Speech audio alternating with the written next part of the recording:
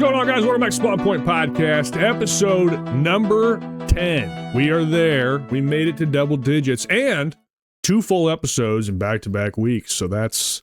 What are we doing? I know. Holy shit. But welcome back, guys. No tragic issues popped up or anything, so we're ready to roll. Well, fingers crossed we get through it, baby. Let's go. Yeah, I shouldn't speak too soon. Yeah, so number 10, we got a big episode. This is the April mega, pretty much, so to speak. We got the game releases for April to cover this week. And, of course, we've been playing some games, as we do. Sure So, have. Jason, how was your week, man? How you been? Well, thank you again for being here. Of course. I look forward to it every week. Yeah. I mean, decent week, decent weather, work is work. Nothing too crazy to talk about. My family and I went and watched Project Hail Mary yesterday in the theaters, and it was pretty damn good. I think it's one that I need to watch again because I missed some parts, some of the explanations, so I was a little lost here and there. But oh my god, it's so well done. Have you heard of that one? Dude, Project Hail Mary. you know me. I know me you right don't now. watch shit. So But this is a Ryan Reynolds movie, right? And there's a pet rock he's friends with or some shit? Ryan Gosling. Oh, shit. Ryan Gosling. See? Yeah. I should just shut my mouth. I think I have a little bit of a man crush on Gosling. There's nothing wrong with the that. Man. Nope. Yeah, his acting was obviously phenomenal. Yeah, he meets I mean, it's not really a spoiler. They freaking showed in the trailer, which I don't know why they did. Yeah, he meets an alien.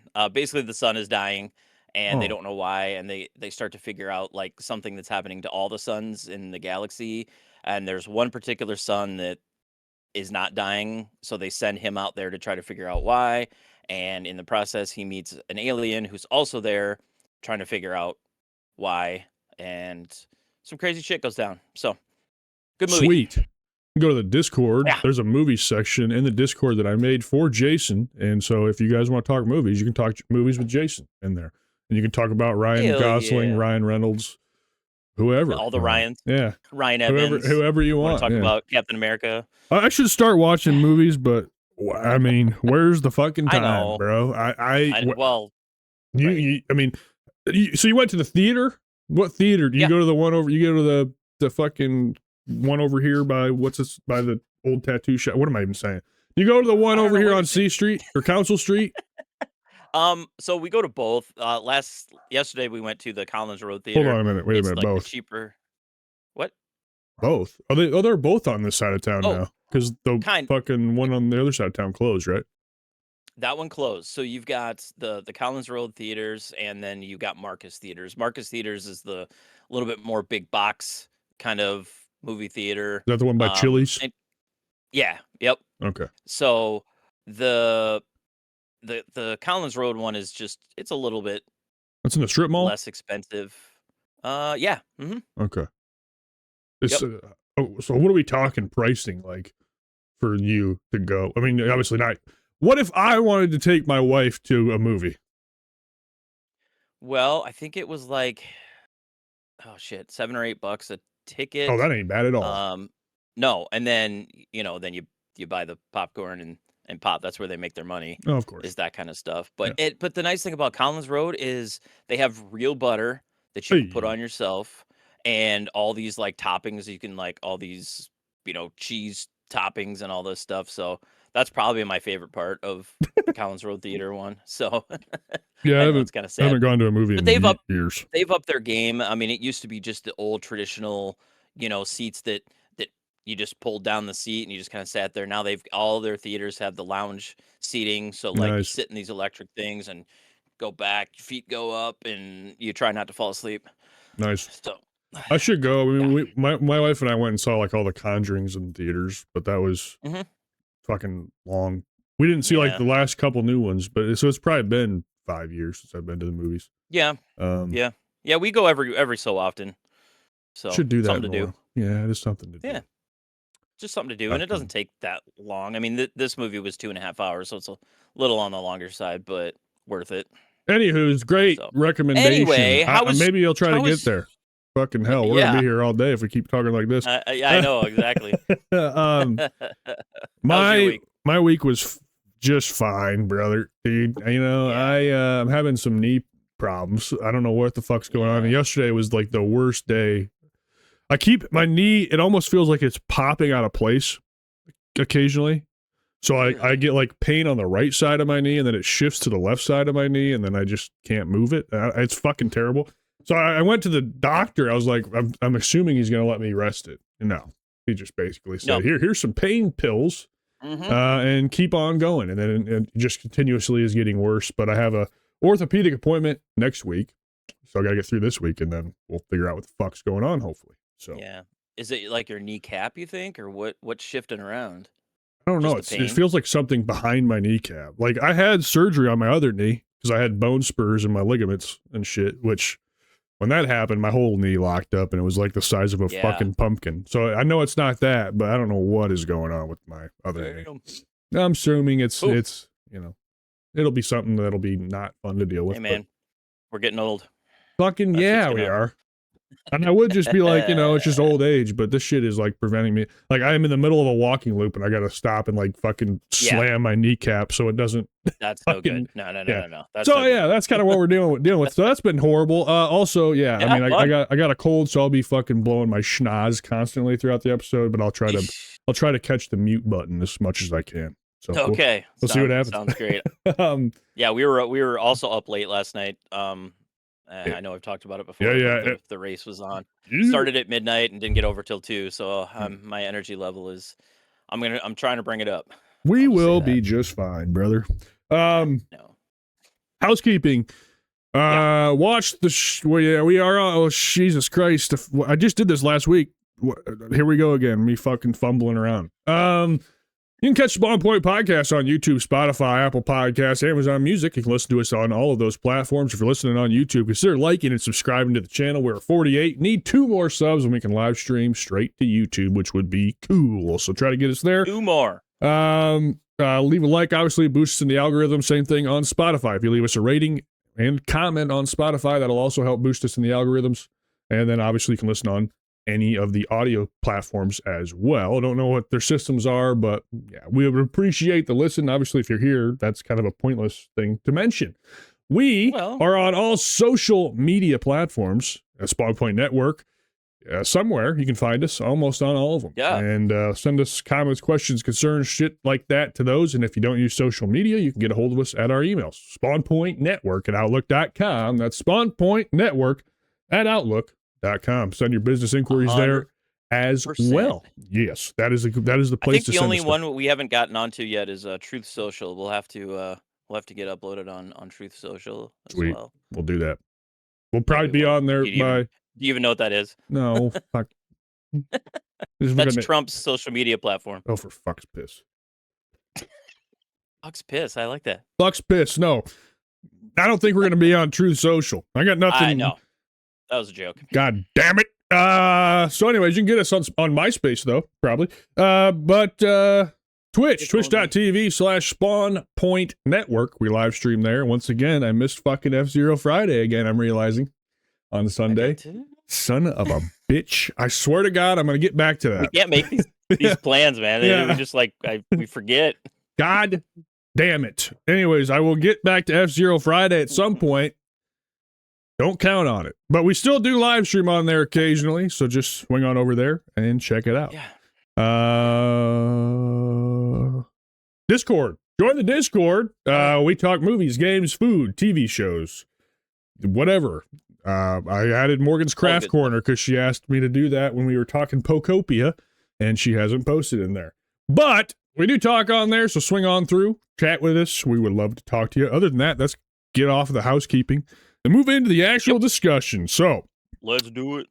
2 games from Jason this week, 1 game from me this week. So let's go ahead and jump into the first one.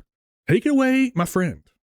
Okay, so the first game I'm talking about this week is Starship Troopers Ultimate Bug War.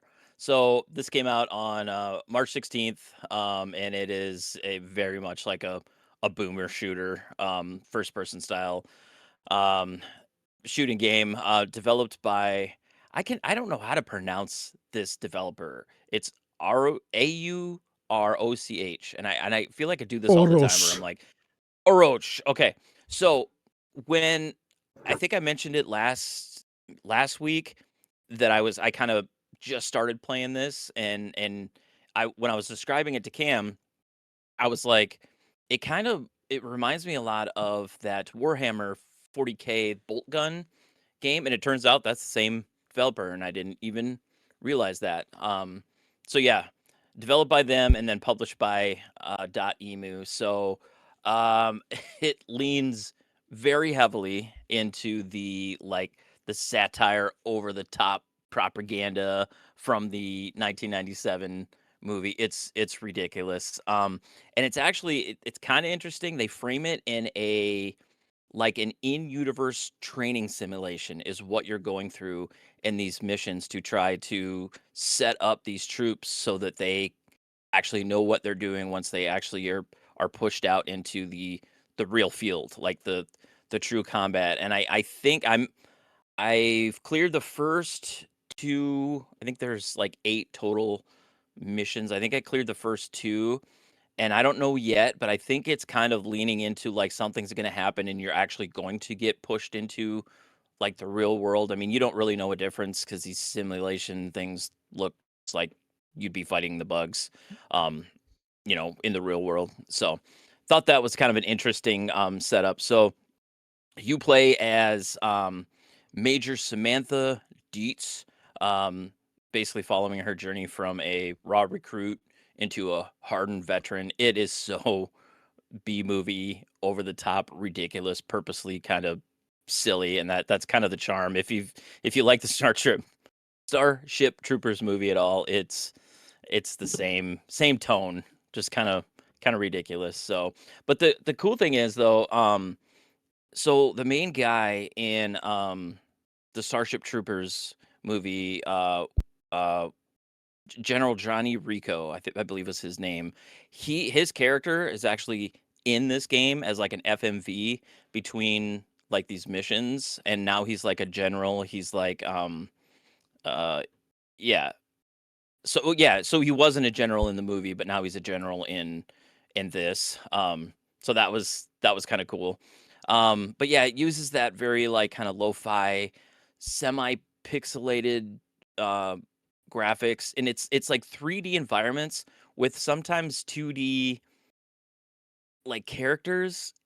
It's kind of funny though. Like it kind of works in a weird way. Like you can command your troops to kind of come along with you. You've got troops scattered throughout the whole like playing fields, and I will say that each one of the like missions or whatever, it's just kind of a big open map, and you can tackle each one of these things however you want. And the system actually does a good job of like, if it tells that you're walking towards like a certain objective, once you get close enough, it kind of just pops in and says, looks like you're gonna tackle the whatever this time, so what you need to do here is blah blah blah blah blah.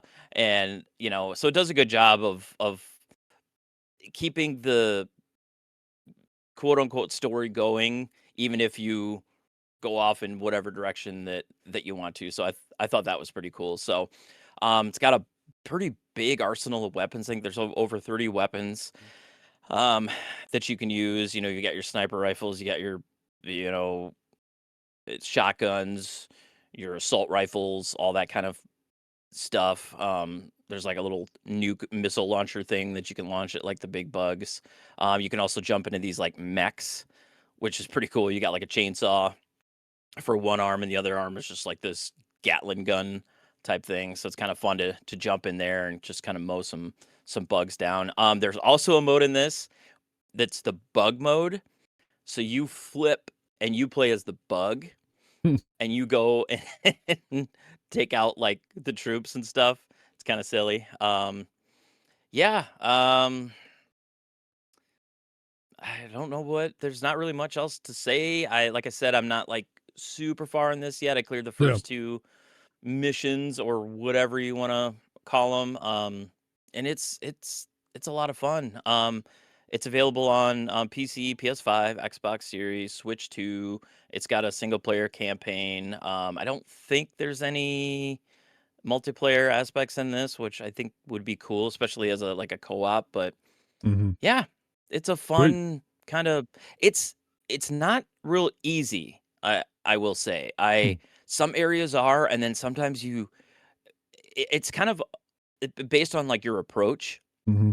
So like in these larger maps and stuff, um like I said, you can tackle them however you want, and there's like bases and stuff that you got to go in, like turn on things or whatever. But if you like you approach from different areas, the bugs come from different parts of the map and stuff, and sometimes you can get really overwhelmed. There was this section in the first mission that I kept dying, and I'm like, what am I doing wrong? And I finally kind of figured out it was my approach. Mm-hmm. Like I stood up on this ledge and took some of the stuff out, until I literally ran out of ammo, and then I had to jump down, refill my ammo, and then kind of fight the rest of them down on the ground, and I was able to make it through that way. So Hmm. yeah, you can jump in turrets and stuff and just mow bugs down. It does this kind of funny thing kind of in the background to kind of make it seem like you are more overwhelmed than you are. It's like this, there's a term for it, but like it looks like there's like thousands of bugs running around in the background, but it's kind of just like this place setter type thing. They're not actually the bugs that are coming in, and then they kind of sprinkle some of them in here and there. But it's kind of fun to like look out and be like, oh shit, I'm gonna get freaking overwhelmed. But it's not Mm-hmm. really set up that way. So Yeah, gotcha. yeah, Cool. Starship Yeah, Troopers. I asked you to bring footage for this because I was very curious, and I'm glad you did because it is interesting to Yeah. look at for sure. A lot of games are doing this kind of retro modern art Mm-hmm. style, at least the ones that we're interested in because we keep talking Yep. about them. But Mm-hmm. very unique art style. I like it. So you're saying it is kind of following a little bit of a story, so it's not like EDF in the fact that EDF you're basically just doing mission after mission after mission that has no real relevance to any sort of story component. It seems like this is working through a storyline, or not really. Yeah, it seems like it. I mean, like I said, you're like in a training simulation, and like you are getting bits and pieces of like what's actually happening in the real world, like in between missions. Like, we hope you're getting ready because we're gonna need you out in the field because such and Mm, such has happened. And so it is following a story, and I haven't looked into it, but I assume after first maybe few missions, they actually need you for the real world, and instead of the simulation, you're gonna like jump in and actually like fight with real gotcha. combatants and bugs and stuff like that. So but Yeah. yeah, it is following a very generic Basic. story, but it's a Yeah. story. Yeah. Yeah. That's typical for this type of game. It's just kind of a shoot Yeah. everything game. Yep. How are we? I mean, is the sound very retro too, or is that kind of more thumpy?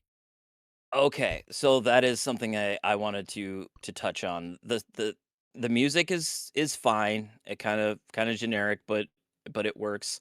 I don't know if it's a Switch 2 issue or an audio issue across all the platforms, but it gets overwhelming because you have all your other troops. It's like the effects volume isn't optimized. Like Hmm. when all your soldiers are firing alongside of you, it starts to really distort Hmm. and get real bad, Hmm. like to the point where like you can't hear like what other things that are going on. You just hear this like pops and bangs of these guns. So I don't know if that's a patch or something that needs to come in, but Hmm. it's annoying. But Hmm. I mean, overall, it does kind of have it's kind of a in between, like a retro and modern kind of sound. Some of the guns sound, pretty generic, like a Hmm. retro game would. So it's Hmm. kind of a balance, kind of in between. Gotcha. But yeah, Um, I don't know anything about this IP, so what a surprise! I yeah, don't know anything about a movie it, IP. What a fucking shocker. But yeah, the game looks kind of there's not. cool. This isn't really my style of game. Like I've never touched EDF, like we mentioned last Yeah, episode. You've played it a yeah, little bit more, and so shooters for me are just so weird because they just all feel the same. It's so hard in that genre in particular to be unique, and so since I've played yeah, so many when I was younger, it's like it's really hard for me to yeah. stick to an FPS all the way through. And But and to be honest, I don't think this would be your type of game in a sense no, that I mean each map is just this open area and you can kind of tackle things however you want. I know that's not your jam. So yeah, but it is pretty dumb. I mean it's a dumb fun shooter. yeah, I mean there's definitely a market for these. These games do well. EDF's not the most popular, but I mean it's sustainable. So I'm sure this It's thing will got do its pretty good. audience. Yeah. Yeah. That's awesome. I appreciate you bringing it. I wish I had more to say. Yeah. Obviously, check it no. out, guys. Let us know what you think about it. We would love to hear more. You gonna keep going on this one? Yeah. Okay. Yeah, I think I will. It's easy enough to just pick up and run through a mission and then put it down if you want to, move on to something else. How long are the missions though, or so far? I mean, you only done 2, but God, are you stuck in for a while because it's open world? The and first you can go? one, yeah, kind of. Sorry, I don't mean to keep cutting you off. You're good. The first one, it took me a while, but I also did keep dying on this one spot, and I couldn't figure out what to do. I mean, I'd say a good look at that nuke. 20. Yeah, there's a little nuke thing. I'd say a good 20-30 minutes Okay, that's not per bad. mission. That's not So not terrible. I'm sure you could stretch it out or even make it shorter if you want. Yeah. So that's cool. And the weapons are just ground pickups, or do you have a loadout yes, for each? Okay. You have a loadout. Like you start with this kind of somewhat generic assault rifle. You always have that, and then there's ground pickups throughout the missions. You pick up sniper rifles and different burst fire rifles and stuff too. So is there an active reload system as well? I've seen on the bottom of the hood. Yes. Okay. Yep. So if you reload it in the spot, it reloads faster, and I believe it said something about the first few shots doing a little bit more damage. So typical. Yep. Yeah, a lot of times I forget to even do that because there's so much going on the screen. I just hit reload and let it go. Yeah. Because then while I'm reloading, I'm looking around to see where I want my next shots to go. So for sure. Yeah. Very cool. I was gonna say something else. I fucking do this every time. Anyways, but yes, very cool. I'm glad you're enjoying it. Can't wait to hear more as you progress through. Yeah. I think we should move on. So yeah, we should. My one game of the week, Screamer. It's a banger. Oh my God, I'm going to bring back my old catchphrase. This game fucks so unbelievably hard. It's one of those, it's a game I haven't had. This hasn't happened to me since Expedition 33, but it's a game I'm like making time for. Because usually I get like 2 hours of game time in a week because that's all I have time to do. I've put probably 10 hours into this game this week. So I have been fucking loving the shit out of Screamer. So it is an arcade racing game, very anime inspired. There's like literally anime cutscenes and things like that.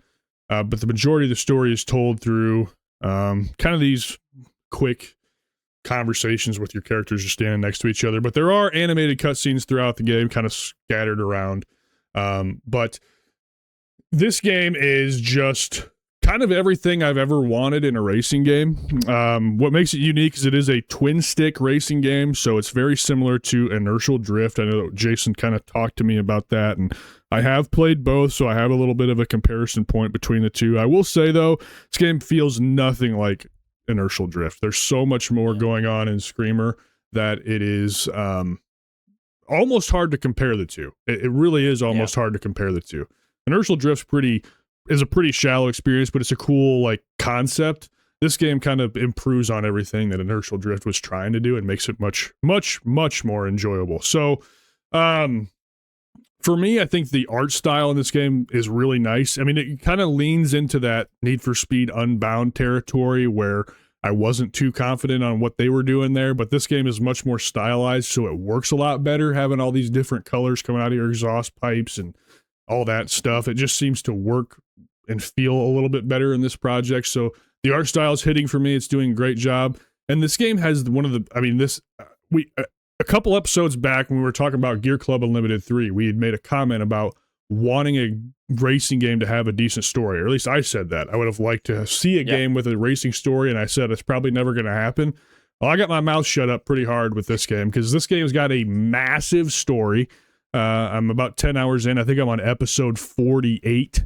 And not only not only episode 48, but there's like 48.1, 0.2, 0.3, 0.4, 0.5, and then you go to the next episode. So there's like, it's unbelievably long. And basically the story, there's kind of one main character called Hiroshi and like his little clan. They're there to kill a member of one of the rival teams. His name is Gabriel from the Anaconda Corps. They're a group of private military operators there to kill this one other competitor.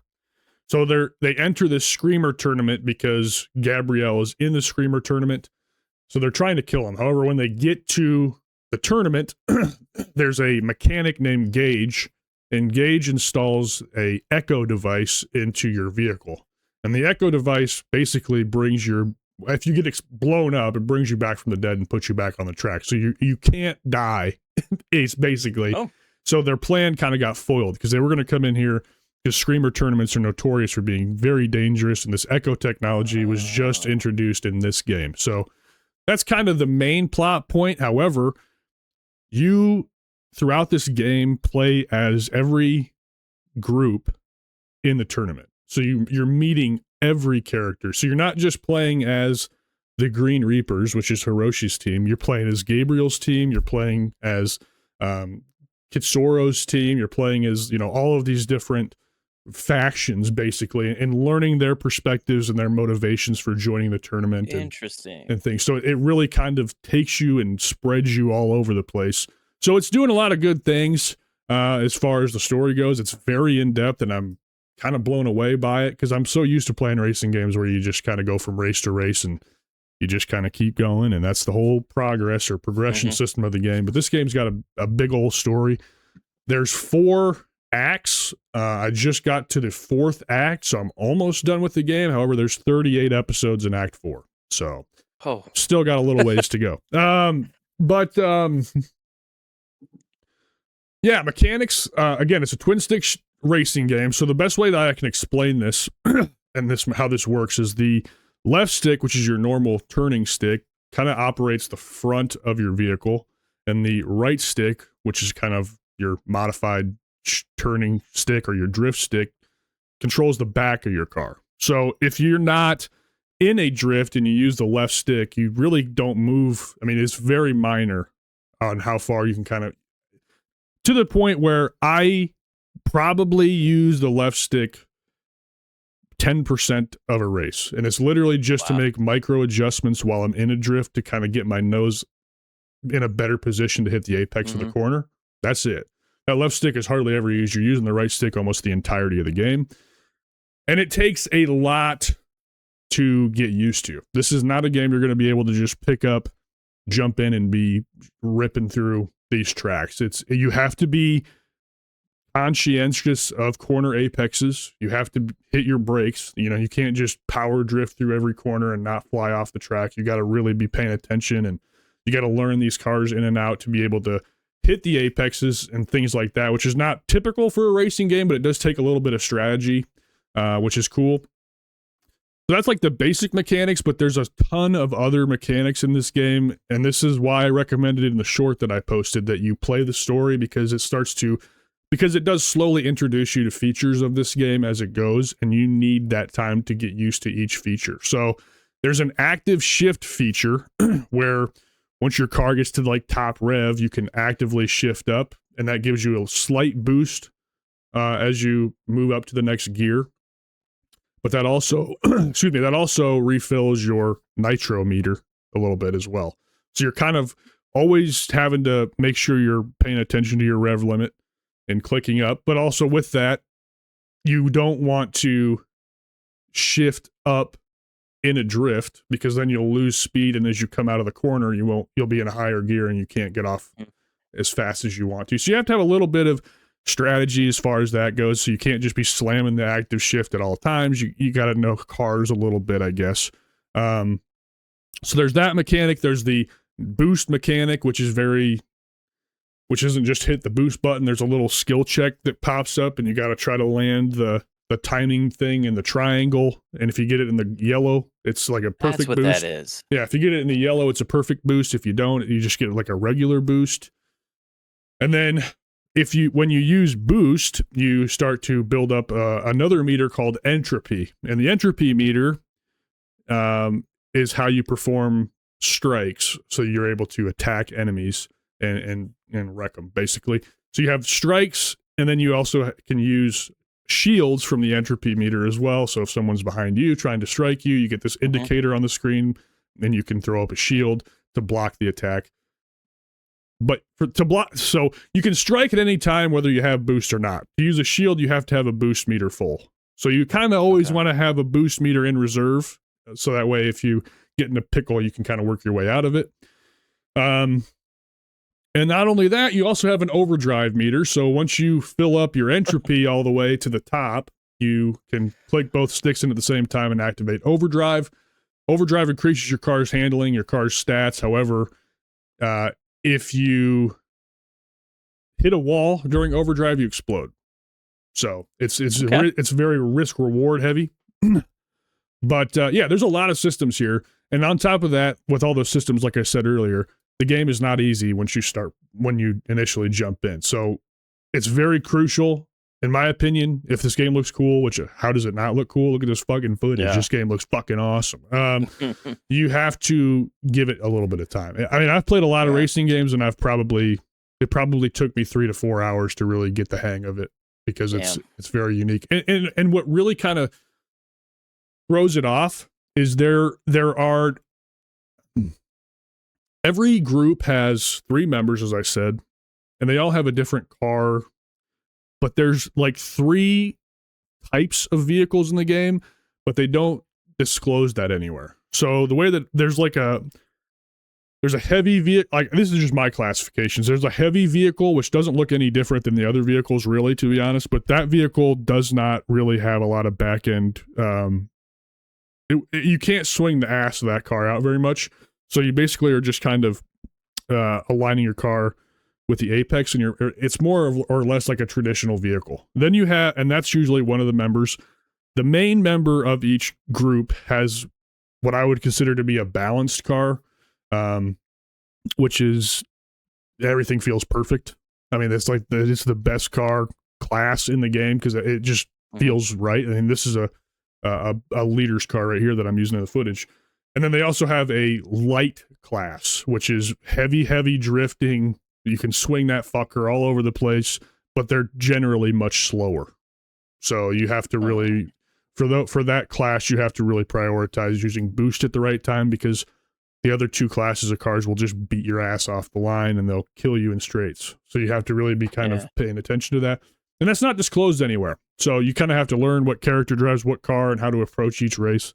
I am playing on the balanced difficulty, not really getting challenged too much in races, but that's okay. I'm really just kind of getting through the story to learn the mechanics, and I'm going to take my skills online and fuck around with that. I'm just not quite there yet, but so I don't know how difficult it is once you get up in higher difficulties, but this game has been tremendously fun. I can't wait to play more of it today and maybe get done with it. But that's awesome.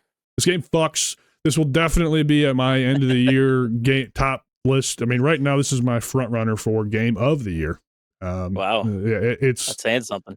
I mean, it's very rare for me to find 7, 8, 9, 10 hours of gameplay in a week. It's very rare. Sure. So I have to take that into consideration. This game keeps getting me back. So that's great. Yeah, this is one cool. I want to try at some point when I get everything kind of situated down here, and I can hop on there. But I had a couple questions if of course, if you don't mind. Of course. So the challenge that you were having early on, was that mostly mechanic challenge? Because I watched your first stream, and I mean, it seemed like you were racing pretty well, but then I would just see 1, 2, 3 cars, pass you. Is that just something that you get better at keeping enemies at bay? Is there like rubber band AI, or the AI just kind of challenging? It's a good question. So there are throughout the story, there's a lot of objectives where you have to wipe out, you have to KO so and so. So right. in those events, it does feel like the AI is rubber bandy, just so that way you don't have to lag ass to fucking and take them out or whatever. Makes sense. Yeah. So it's hard for me to say, because I have felt in some events that the AI is a little bit rubber bandy, and other events I just smoke the fuck out of them. But they're always like, okay, so I think it does have rubber banding AI in a sense, but it's not like they're going to constantly be challenging you for the lead unless you fuck up. Right. So they're always going to be within 100 meters or so. And if you really botch a fucking corner, they'll pass you. That's kind of how it feels. There's nothing like bullshit going on unless you're in one of those events where you need to get a certain amount of knockouts or whatever. So it kind of depends on the event. But yes, so but the first point of your question, it was 100% mechanical issue for me. It's gonna be a mechanical issue for anyone that starts this game. It does not play like anything you've played before. It doesn't play like inertial drift. That's the closest comparison. This game does not feel like inertial drift. So it's just gonna take, like in inertial drift, your left stick has some impact. In this game, it just doesn't. So it just takes a lot of adjusting, basically. Yeah, and then also, is it track by track? It's not like you kind of compared it lightly to Need for Speed on Bound, but that's kind of an open world racing game. This looks like it's just, track by track design. Is that it's just track by track. Yeah, Yeah. in the Which is cool. story, You need that. in your story, they're putting you on a track basically, and there's and that's it. There's no open endedness. There's one mission I can think of where you're not on a track and you're playing as Lavinia and she's trying to get to a point, and it's kind of set up like a sprint. There's not like a start and a finish, but that only happened one time. So Interesting. But yeah, I mean, it's all mechanical, but once you commit to it and learn it, it's honestly one of the most rewarding gameplay experiences in a racing game I've ever had. It so looks super fun. it is very fun. It is very good. It is very addicting. Best game I've played all year. It's March, but it's fucking. It impressed me even, and I had high expectations going in, and this game's kind of exceeded those. I will say, I think. Go ahead. Go ahead. No, go ahead. What were you going to say? No, I was just going to say, I think from our earlier episodes, you're like, God, I just want a good arcade racer. And here you go. No, I got it. Yeah, I got it with this. I think they did a fantastic job. This game is a reboot of a arcade game from the 90s. I don't think they have anything in common. Not that I know. I will go back. Yeah, I think just name. I'll go back and I'll try to get MAME and emulate the original. I doubt there's anything similar here. This game was made by Milestone, which kind of worried me a little bit. I mean, Milestone's behind like the MXGP games, I think. I was gonna say I knew that name, but I didn't know what they did. Yeah, I think they did the MXGP games, which those are okay, but I feel like they've progressively gotten worse over time. Like I liked MXGP 2, and then now they're on like 6, and it almost is hard. Those games are hard as fuck. But I think Milestone's behind that. I guess, don't quote me on it, but it had me a little bit concerned. But it's nothing. It's like nothing they've ever made. Not anymore. Yeah, it's like nothing they've ever made before. That's great. Yeah, I mean, this game is tremendous. I it's getting like 70s from the big critics and stuff, and I kind of understand it, but I'm way higher on this game. That's just me personally. It's like they don't. Some of those sites and stuff, they don't factor in just the fun sometimes. Oh, 100%, 100%. They go into like, well, it doesn't do this and it doesn't perform. Like, yeah, but is it fun? Yeah. Well, it's like 100%, and also like. It's different strokes for different folks. Fucking scoring doesn't mean dick, really. I mean, it's something that scores shit could be your favorite game of all time. It doesn't.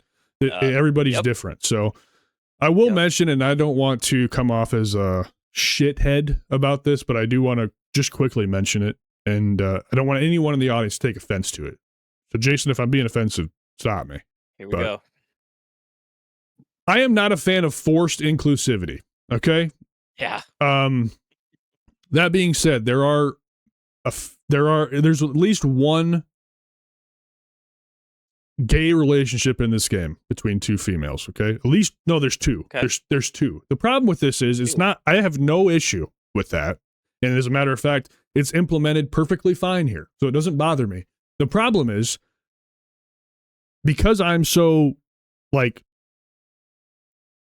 I don't know. Regular, I don't know. Like I don't know how to like word it. I can't determine, like, there was this conversation between these two men, and I was trying to figure out if they were just friends or if it was going to fucking develop into something, and I still don't know what's going on there. So it feels weird for me. I have no issue with, like, same-sex relationships. I just am having a hard time following it because I don't understand it. So I'm trying to, like, look at it as, like, are these guys buddies or is it going to be more than buddies? You know what I mean? I don't, because are they buddies or are they buddies? Yeah, right. Because there's no like bro friendship in this game. There's no, not only that, there's no straight relationship in this game. The only relationships you see are two females or two groups of females that are together. So it's like, I don't know. That doesn't really matter. I just wanted to put it out there because I can't figure it out. But it's not detracting from the story. I just wanted to get my thought out on it. Yeah, it's fucking with my head a little bit.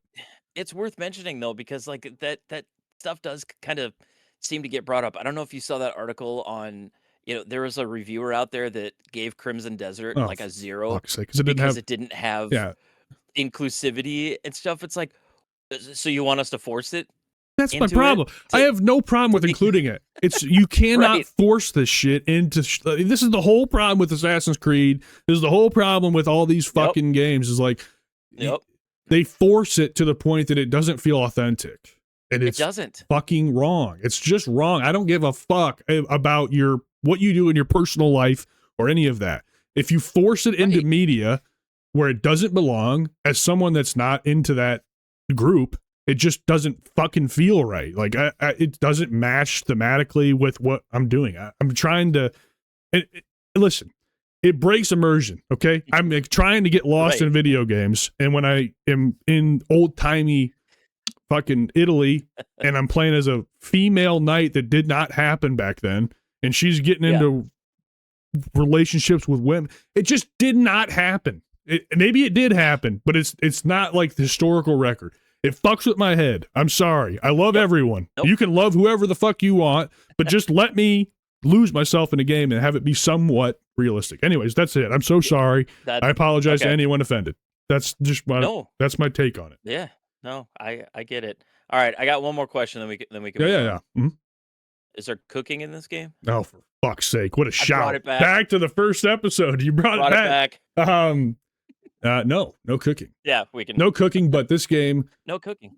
Fucks. Seriously. Yeah. I think you guys need to go ahead and get it. It's $59.99 base, $69.99 deluxe edition. I bought the deluxe edition because I wanted early access, but I don't really know what it comes with. I will also mention as well, just as another point, to play the story before getting crazy with the other modes in the game. You unlock characters through the story, so you kind of need to, because you're going to be very limited. Sure. The fucking game is really, really fucking good. You're going to hear about it more at the end of the year. I guarantee it, because I'm going to keep at it big time. I mean, That's great. I love hearing that. I put High on Life in the back burner, haven't touched it. I bought fucking Dispatch, haven't touched it. I bought PBA 26, so we're getting some bowling content up in this bitch. Some bowling. Yeah, so we'll be covering that, maybe, unless I play 18 more hours of Screamer next week, and that's all I have to talk about. But we'll see. Like we mentioned, Jason and I are doing our best to bring shit up. But fuck, if a game takes me, it's gonna take me until it's gonna take you. Yeah. And there's no reason to purposely put it on the back burner just because you need to try to get to something else. Just play what. That's what I didn't want this show to do was prevent me from playing stuff that I enjoyed. I'm gonna keep doing that. So. Yeah, 100%, and that's the whole that's the difference between our show and other shows, and it's because we don't want to taint our own experience. So yeah, I mean that yes, Screamer fucks very hard, really hard. So yes, great. Final verdict. Let's move on. It fucks. Yeah. Let's move on. I will do some live streams of this once I get a little bit more competent, once we go online. So just stay tuned to the Twitch page for that, because that's going to definitely happen. And if you guys get it and want to play, of course, you're more than welcome. Let's move on. Awesome. Okay. So the next game that I'm bringing is called Blast Brigade versus the Evil Legion of Dr. Cread. And I have to be honest with you right from the get-go. I'm not super far into this game. 3-4 hours maybe, and this is something that I didn't even put a date down. It's been out for a while, and I saw the trailer for it. I'm like, God, this art style looks fun. This looks, and I picked it up, played it just a little Mm. bit, and then something else came out, and Yep. it's literally just been sitting on the back burner. And I was flipping through, my backlog and stuff, and I'm like, God, I never really got that far into this game, and decided to jump back in and give it a go. And it's fun. It's a Metroidvania, which I know isn't Cam's thing. But it's a very funny, goofy, over the top, almost like Saturday morning cartoon Love that vibe. type of Metroidvania. The art style is phenomenal. The just even in motion, like it's so smooth and fun. It's funny. The characters like say these dumb, funny things to each other. It's great. So, I mean, basically the point of the game is you follow this kind of like underdog ragtag group of these like secret agents, and they're trying to stop this very cliche Dr. Creed Mm. from taking over the world. It's very like Austin Powers kind of style of games. So, but very, very action heavy. Like I mentioned, the very witty dialogue between some of the characters. Like the guy you start with is like your typical bro action hero. He's pretty dumb, and like the other characters that you basically unlock along the way, like talk to him like he's a 3-year-old, and he's like, "Oh, shoot guns, bang!" It's just very, and they're like, yeah, I don't know, it's funny. So I mentioned the multiple characters. So I've only gotten 2 of the 4 so far. Like I said, I just kind of started diving back into this. But you you end up having a total of 4 characters throughout this game, and each one of them has a different skill set. So you start out with the main character, Jeff. GF. Um, and he's just an action hero. Yeah. He's got an assault rifle. He's got a grenade launcher. So like his ability is being able to like blast through walls. So you'll see like these cracks in the walls and stuff. He can blast, through those. The second character that you get is like Shura, I think is her name. She's like a Soviet like KGB agent, and her specialty is a grappling hook. So you'll see these little kind of hooks scattered or around these levels, and she can grapple up to them to reach other places that Jeff can't. And once you unlock them, you're basically free to swap between them at any time. So like, you're playing as Shura, and you run into a dead end, but you can see that there's a crack in the wall. Switch over to Jeff, blast the wall, and then move through. And then a lot of times what'll happen is it'll then once you get through that wall, then you'll see like a grappling hook thing. So like you gotta switch back to Shura in order to reach the next level. So there are 2 more characters. Like I said, I have not unlocked yet. There's like a cyborg. He's like a cyborg Scotsman. I've seen little Mm. clips, little snippets of him and stuff. Um, there's like a some kind of warrior guy that can like do like a short teleport, through things. So, but yeah, it's a Metroidvania. So you've got a giant, overworld map that you have to get through. It was a little challenging early on. I got into like this group of like sections, and I couldn't figure out how to my when I hopped into the map, I could see where it wanted me to go, but like in the area that I was in, there was no connecting points. So I'm like, where am I supposed to go? But you basically just have to keep moving, and the map doesn't unlock until you reach a new room. So when you look at your map, you're like, well, it's not showing me anywhere that I Mm. would be able to reach there. It does once you enter a room that you haven't been into Mm. before, and then all of a sudden the map starts filling out. So I don't know, love it or hate it. That's just kind of how this Metroidvania kind of sets things up. I'm not a huge fan. I get lost. So, But yeah, and you got boss battles. Usually a boss battle happens before you either unlock a new character or like a new ability, something like that. So I've taken down, I think, a couple of the bosses. Not too terrible. You just learn their attack patterns, and then Mhm. you're able to get through them. So it is so the boss battles aren't terribly challenging, but the game itself can be tough. Um, I I only have 5 hearts so far, so I can get hit 5 times, and these bullets come at you, you know, pretty quickly. You could be in mid jump, and some dude's up above you on a ledge that you didn't even see, and he fires down and hits you, and it's just like, God damn it! And if you die, Metroidvania style, you go back to the last place that you jumped in and saved. And I've gotten pretty far, and then I'm like, I die, and I'm like, oh my god, like I don't even know if I want to go through all this again. So I think that actually might have been what turned me off when I first started playing it, because I jumped in just kind of like, let's just check this out, and I immediately was like, oh, this is a little bit more challenging than I was expecting, and then something else came out, and I kind of just put it on the back burner. So Mhm. I think I'm gonna at least try to get a little bit further. There was one area that I got really stuck in, so I had to look something up, and this guy had a cool little walkthrough. It was just like this little 30-second thing is all I needed, but just looking at his screen and how much different it was from mine, like his upgrades, his like hearts and everything, I'm like, oh, like he can get hit like 15 times before he would die. You just gotta get there. You have to push yourself to it if you want to. So Mhm. not too much more I even need to say about this. Like I mentioned right up front, I'm not super far into it yet. So Yeah. if I feel like continuing with it, I'll give you guys an update. But Hell it's yeah. very charming, I guess, is the biggest plus for it. Mhm. It's just a little bit more challenging that I want. You can't just shut your brain off in this one. Yeah, yeah, for sure. So Yeah, you yeah. mentioned everything as you mentioned everything I can't stand about Mm-hmm. Metroidvanias there. So, Mm-hmm. um, yeah, this is a very charming art style for sure. And you said you can swap out literally at any point between the characters. You don't have to Mm-hmm. do it at a save point. So that's nice. Nope.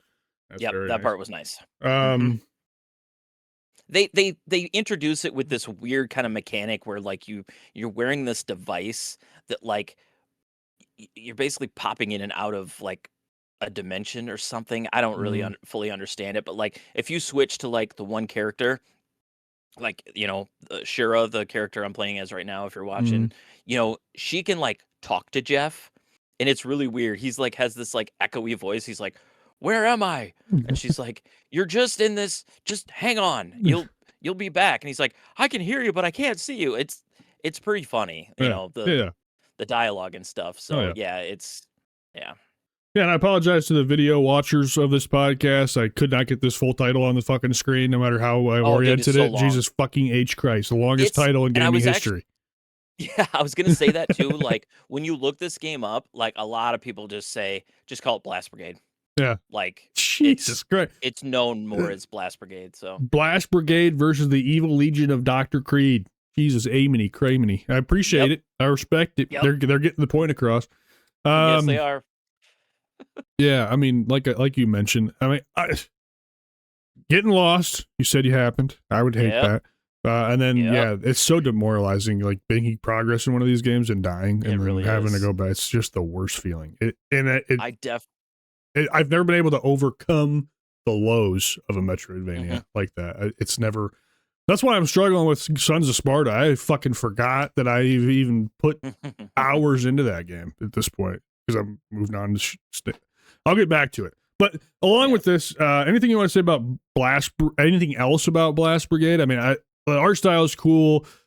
I can't conversate about it because it's just so Nope. not my thing. It's But not your thing. And I think part of the reason as I was going through my backlog and this popped up, I've never nobody talks about this. yeah, Like I've never heard many people even mention this. I mean, especially for how at least well done it is, Oh yeah. whether it's your style of game or not. Hmm. I was like, I'm gonna bring this up because Oh I yeah. feel like this is one that people just don't talk about, No, and hell I yeah. feel like there's Metroidvania fans out there that maybe haven't heard of this one. So Hell yeah. And if I'm it not, I don't want you looks to feel cool, like I'm give it a discouraging shot. you from bringing shit that I Oh just no, can't talk I'm about. gonna keep. I'm just, Don't I'm worry just, about it. I'm just letting you know. I do my best to pick shit out of you, but like there's certain things where I'm just like, I have so little experience with this genre because I avoid it at all costs that I don't have much else Yep. to say. But I have a question, a general gaming question for you. Hmm. How do you play so many games at once? I don't. I don't do it well. Um, I will say, and uh, that's oh man, how do I even answer this? So like here, so I've tried to do that before, right? Mhm. My problem is like I will be like, okay, I kind of feel like returning to this game, and then I jump in and I'm like, I don't know what the fuck I'm doing. I got to Mhm. restart, and Mhm. then I end up restarting the game over and over and over, and not Yep. actually getting anywhere. Yep. And then you So don't even sometimes make it as far as you did the first time that yeah, you played it. You're like, well, this is completely pointless. yeah, and then you just give up. I mean, that is Yep. The Witcher 3 in a Yep. nutshell for me. I fucking beat Yep. the first Griffin, like 16 times, and I was Hmm. like, okay, I'm done. What What the fuck? what I have had to do, and I have done that exact thing that you were saying in the past, where I let a game go for too long, where I'm like, God, I don't remember. I was like you, I would start it over because I'm like, this game seems like it would be something that I'm into. Maybe I just didn't give it a good enough shot the first time. I'm just gonna start it over.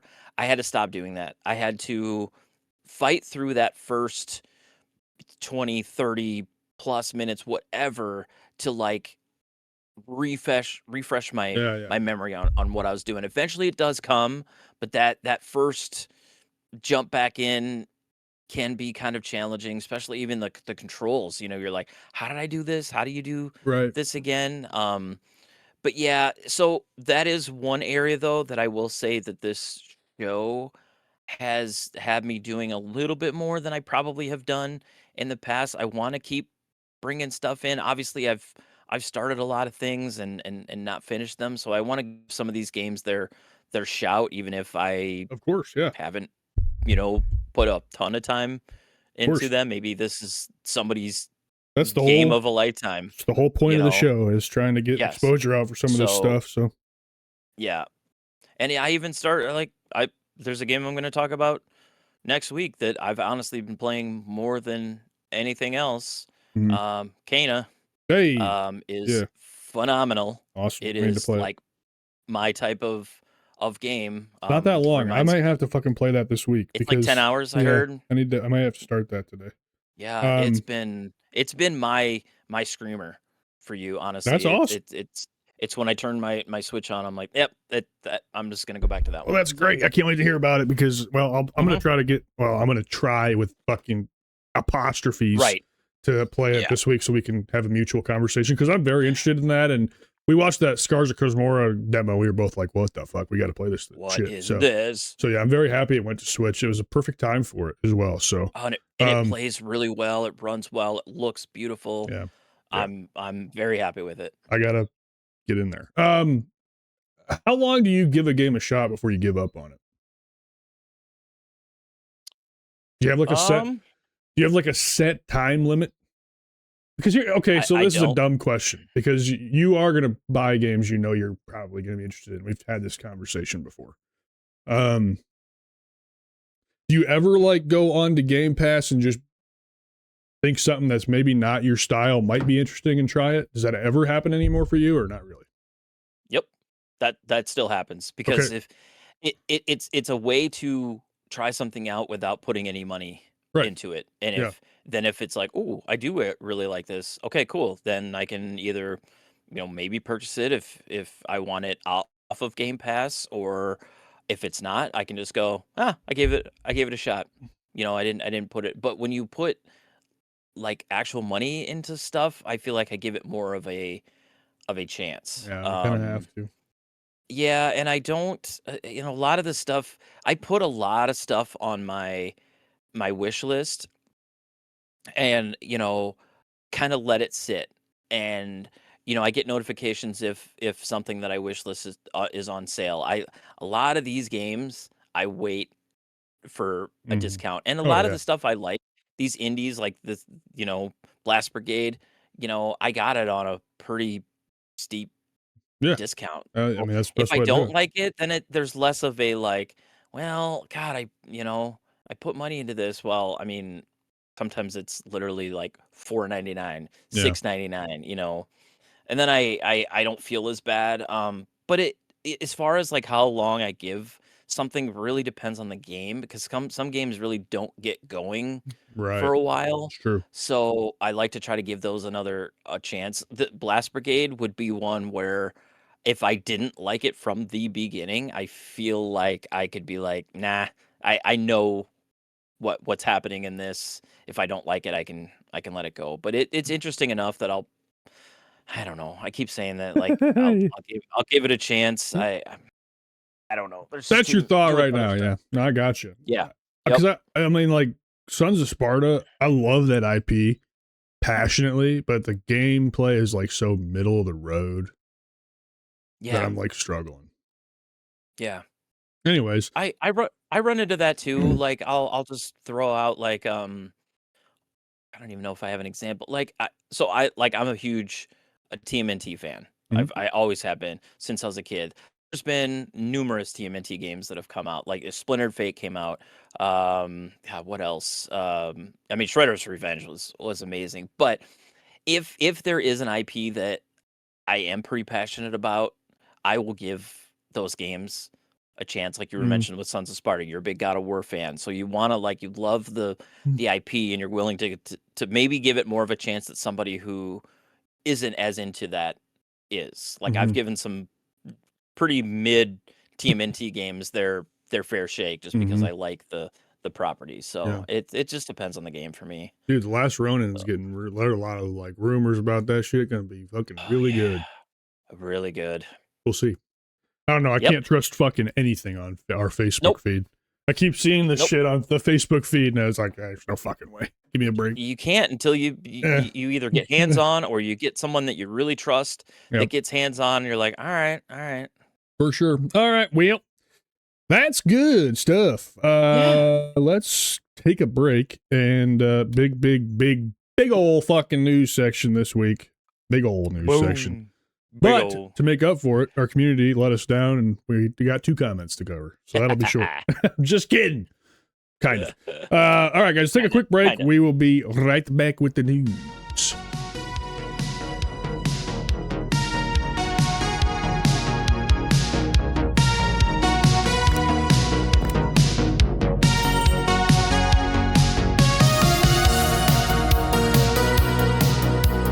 What's up, guys? Welcome back to Spawn Point Podcast. We are getting to the news, and as usual, on our beginning of the month episodes, they're going to be a little longer. We got to go through game releases for April. You know how we do. We do our best. We Yep. cover what we know anything about. If we don't, we pretty much just skip on through. And the unfortunate thing about this is, I went through and I loaded up our YouTube playlist with trailers. So I put like all the April trailers in there, and I meant to do like maybe a couple live streams going through and doing a trailer talk and yada yada. Well, time got away from me because I was playing Screamer, so I never got around to it. So I did do a live stream this morning, but of course, I went through and picked out all the games at the point that I looked at the doc to get trailers for, and they've added a billion on top of it. So it fucking does what the fuck difference does it make? Anyway, I tried my best. I watched some trailers. I still don't know everything. We're gonna just roll with it and see what the fuck happens. So here we go. Yeah. In April, shout out Game Informer. We continue to use their list, so go to GameStop and get your copy of Game Informer, I suppose. Yep. It's a good magazine. They got it shut is down a and then good magazine. They did get shut down. Yeah. I was very sad. You know what Yeah. fucking blows? I actually went into GameStop and got a pro membership to renew on Game Informer. They killed it. I still think I have my pro membership for no reason. I haven't gotten a magazine. So what the fuck is going on there? I think you have to like go and like let them know that you want. I don't know. Yeah, I want the magazine. The magazine is fucking awesome. I have Yeah. like memories, core memories of reading the magazine 360 era when I was younger. I love Game Yes, so Informer. did I.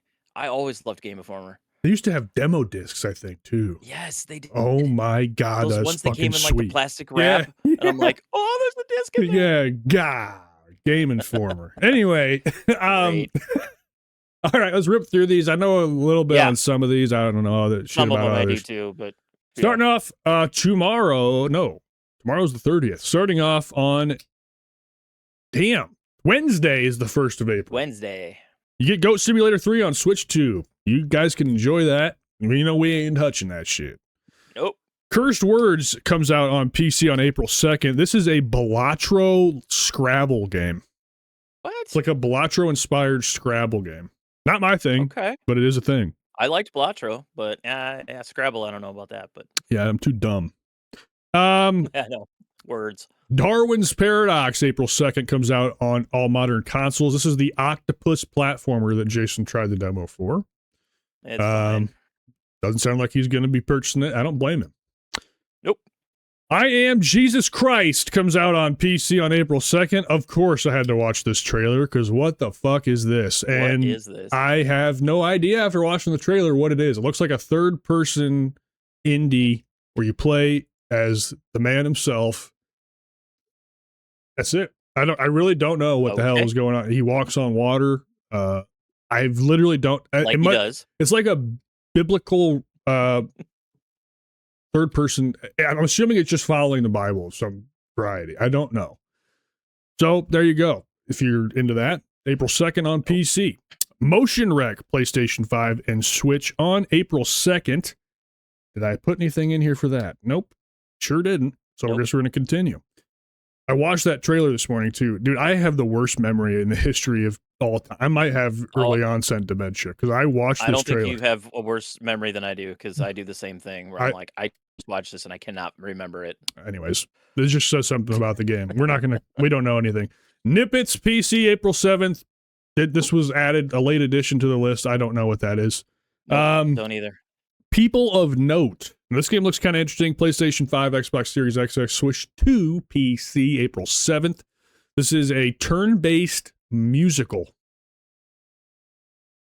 What? Yeah, so you're going to have to check out the trailer. I watched it this morning. Okay. I don't know if it's really my thing, but it's going to definitely be something I think a lot of people are going to be into. So, sure, turn-based RPG musical game where you start as like it looks like you start the game as the singer, and then you're kind of assembling your band and doing turn-based combat. Okay. Very interesting. Cool concept. We'll see what happens there. Starfield comes out on PlayStation 5 on the 7th, finally. Sweet. I like Starfield. I don't care what anybody says. I enjoyed Starfield. That's fantastic. I love that for you. I don't like Bethesda games. I know. Yep. TR49 comes out on the Switch. I believe this is like a puzzle game. From the quick thing I watched, I can't be 200% honest on that. Chain Staff, modern consoles, and last gen PS4, Xbox One as well. April 8th. This is a side-scrolling action game. Kind of reminds me of Earthworm Jim from the footage. Just kind of a goofy little side-scrolling, probably a Metroidvania. It's hard to tell whether it's a side-scrolling combat game or a Metroidvania from trailer footage. You really can't get You can't tell. You really can't. I can't tell. So it's hard for me to. I'm gonna at least look into that because that sounds kind of interesting. But. Yep, sounds kind of cool. So there's Chain Staff. Then we got Pokemon Champions coming out on the Switch on April 8th. I looked into this a little because I think it looked kind of cool. For what it is. I mean, it's just a Pokemon battler, but basically, if you don't have Pokemon Home and a loaded Pokemon Home, this game is something you're gonna have to pass on. Yeah. So you can use your Pokemon from Pokemon Home and assemble your party that way, or you can do this recruit mechanic where you go in and it's just kind of like Pokemon Snap, where you can kind of pick like a Pokemon in the wild, but you only are able to, it's only a rental. So like you get a Pokemon and then it leaves after a week. So I don't know if everyone gets the same pool or what, but if you don't have a built up Pokemon Home of Pokemon, it sounds like you're going to be at a disadvantage. Anyways, Pass. April 8th. The House of Hikmah, April 8th, looks like a 3D narrative game. I don't know if I would really even consider it a platformer. But PC only on April 8th. Oh, okay. The Occultist, PlayStation 5, Xbox Series, PC, April 8th as well. Yep. Good talk. Yep. It's a game. Yep. Beyond Words, PlayStation 5, Xbox Series, Switch, PC, April 9th.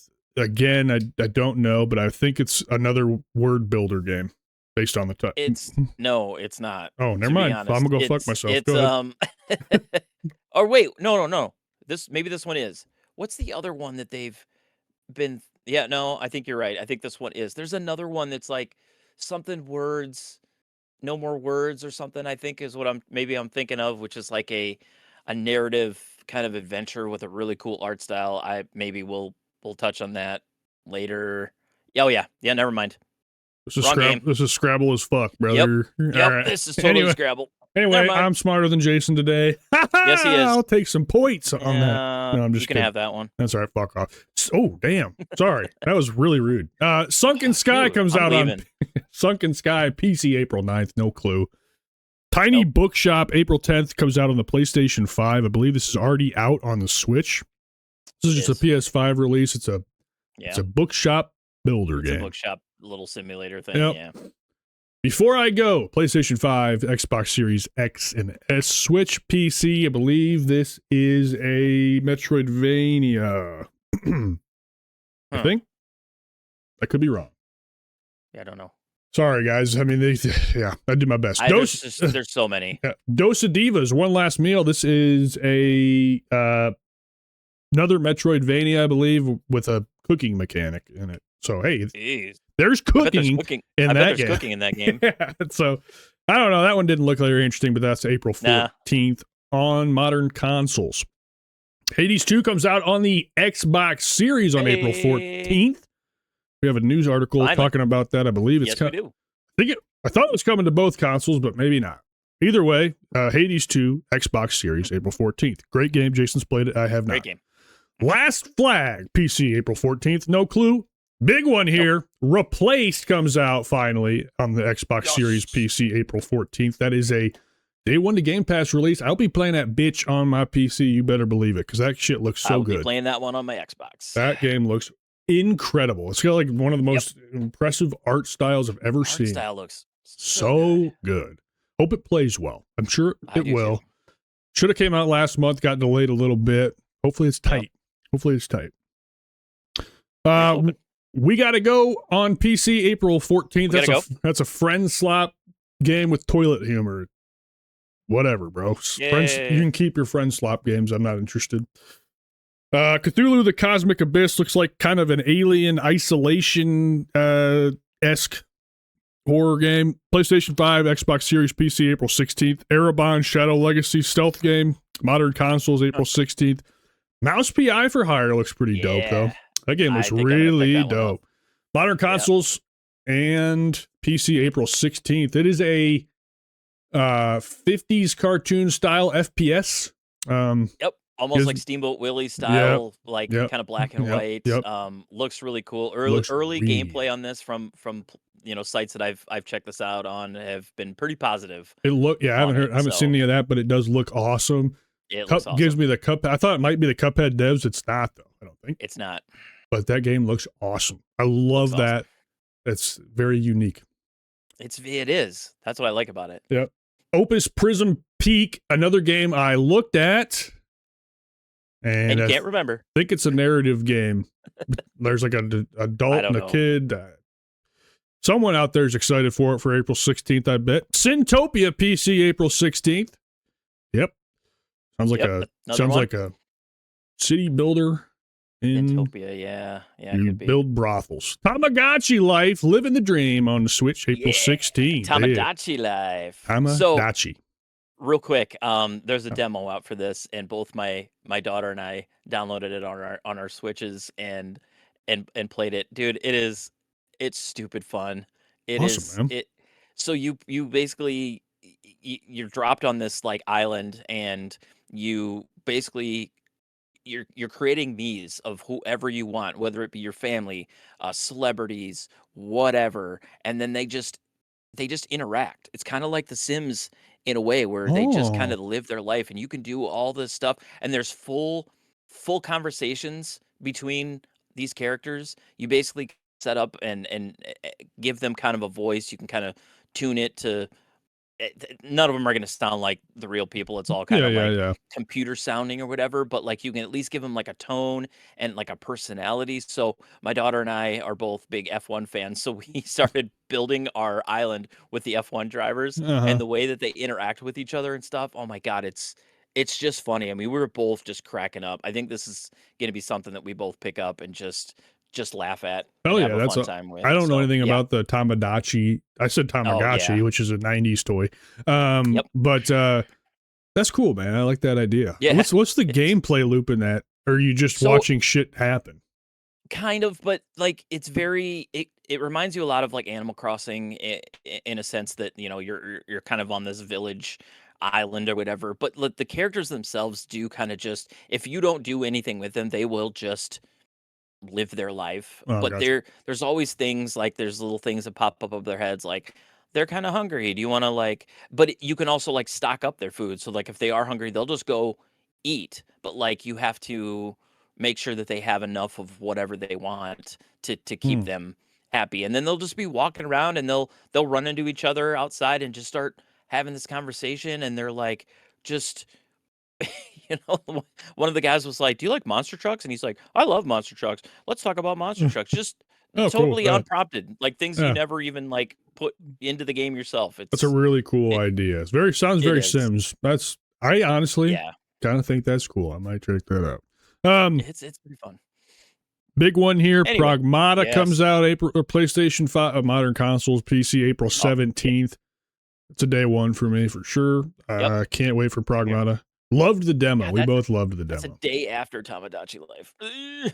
Okay, Gotta take out a loan, baby. I know. Albion Online. Damn, what the fuck? So Albion Online. I don't know what Albion. Oh, just I think it's a release on the Xbox from Yeah, another thing.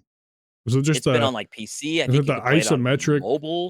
like Yeah. RP? Okay, whatever. Yep. Enjoy Yep. it, dude. Have fun. Yep. Vampire Crawlers comes out modern consoles. This game looks fucking sick. I was kind of hesitant on this. I'm not a big card battler Yeah. guy, other than Slay the Spire, which we've talked about. But this game looks dope. There's a demo. I was playing it before Jason got on, just Yep. fucking I saw it. goofing Saw a around. little bit of it. Yeah, and I was playing it. The game looks fucking cool. It's got some really, even just from the very short thing I played, got some really cool mechanics. So I'll be Yeah. checking this one out. And you know what's great about this is probably going to be like $5 because they Yeah. price things very cheap, too cheap, honestly. But Yeah. very excited for Vampire Crawlers. Mhm. Masters of Albion, another Albion game on Another PC. Albion. Okay. April 22nd, no idea. Tides of Tomorrow, PlayStation 5, modern consoles, April 22nd. Nothing, no notes. Nope. Dragon is Dead, modern consoles, April 23rd, is a Castlevania, Metroidvania. Looks like Castlevania, it is Okay. Metroidvania. Kind of reminds me of Blasphemous as well. Just highly stylized. Kiln. Yeah. You can get your hands on Hey. Kiln finally. We watched that trailer at the showcase. PS5, Xbox Series, PC, April 23rd. Could be fun if you have friends, maybe. Yeah. I'll keep my eye on it. I'm not going to buy that game, though. No. But I don't think so. there you are. Outbound, PlayStation 5, modern consoles, April 23rd. Yeah. That's all you got to say. Sudden Strike, modern consoles. Wait, go Outbound. Kind of. Sorry. I thought that. Man, I thought that was out on it. So I played the. Oh shit! Yeah, Switch this 2 is the demo. bus. This is the bus game. Yeah, I thought this was already out. Maybe there was a demo on all systems because I know I saw gameplay and stuff of people playing this. I thought it was out, and then the Switch 2 version was coming, but it looks like this is the full release on April 23rd for Outbound. That's cool. Yeah. Is it though? I remember you saying this game was butts. Oh, I didn't love it. No, I didn't love it. I'm just saying, like I thought it was out on other systems. So nope, comes out on the April 23rd. Bus game. I remember. Sorry, I flew by it, but yeah, that's interesting. Didn't run well on the Switch. I will just say that. Let's get that hopefully fixed for the full release. Yeah. I'm sure they got feedback. Yep. Sudden Strike 5, modern consoles, April 23rd. Tank game. Oh. Tank shooter game. I didn't realize I could do that. Now I got a way to look at shit I don't know. Sick! Little Nightmares VR, Altered Echoes, Quest 3, VR 2, Quest 2, PC. This is a great idea for a VR game. Watch the trailer, and it is incredibly smart because in Little Nightmares, you play as that little character, and you're in her POV in this game, and everything looks fucking terrifying. So I think this is a great little project for virtual reality. That's cool. I did not know about that one. I might have to check that one out. It is not enough to bring VR up to where it needs to be, but it is an option. It's a cool little idea. Yep.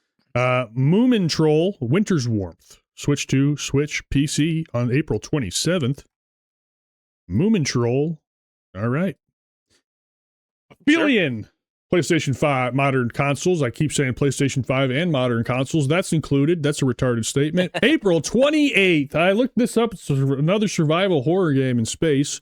This one looks like you maybe take control of two characters. One is inside of a ship, kind of Alien Isolation-y. The other one's outside because they got separated and they're working their way back to each other. So, okay. There you go. Looks like Diablo 4 is getting an expansion called Lord of Hatred on modern consoles and previous gen consoles on the 28th. Very cool. Yep. Cool. He-Man and the Masters of the Universe, Dragon Pearl of Destruction, a little beat 'em up for you. That's a name. Yep.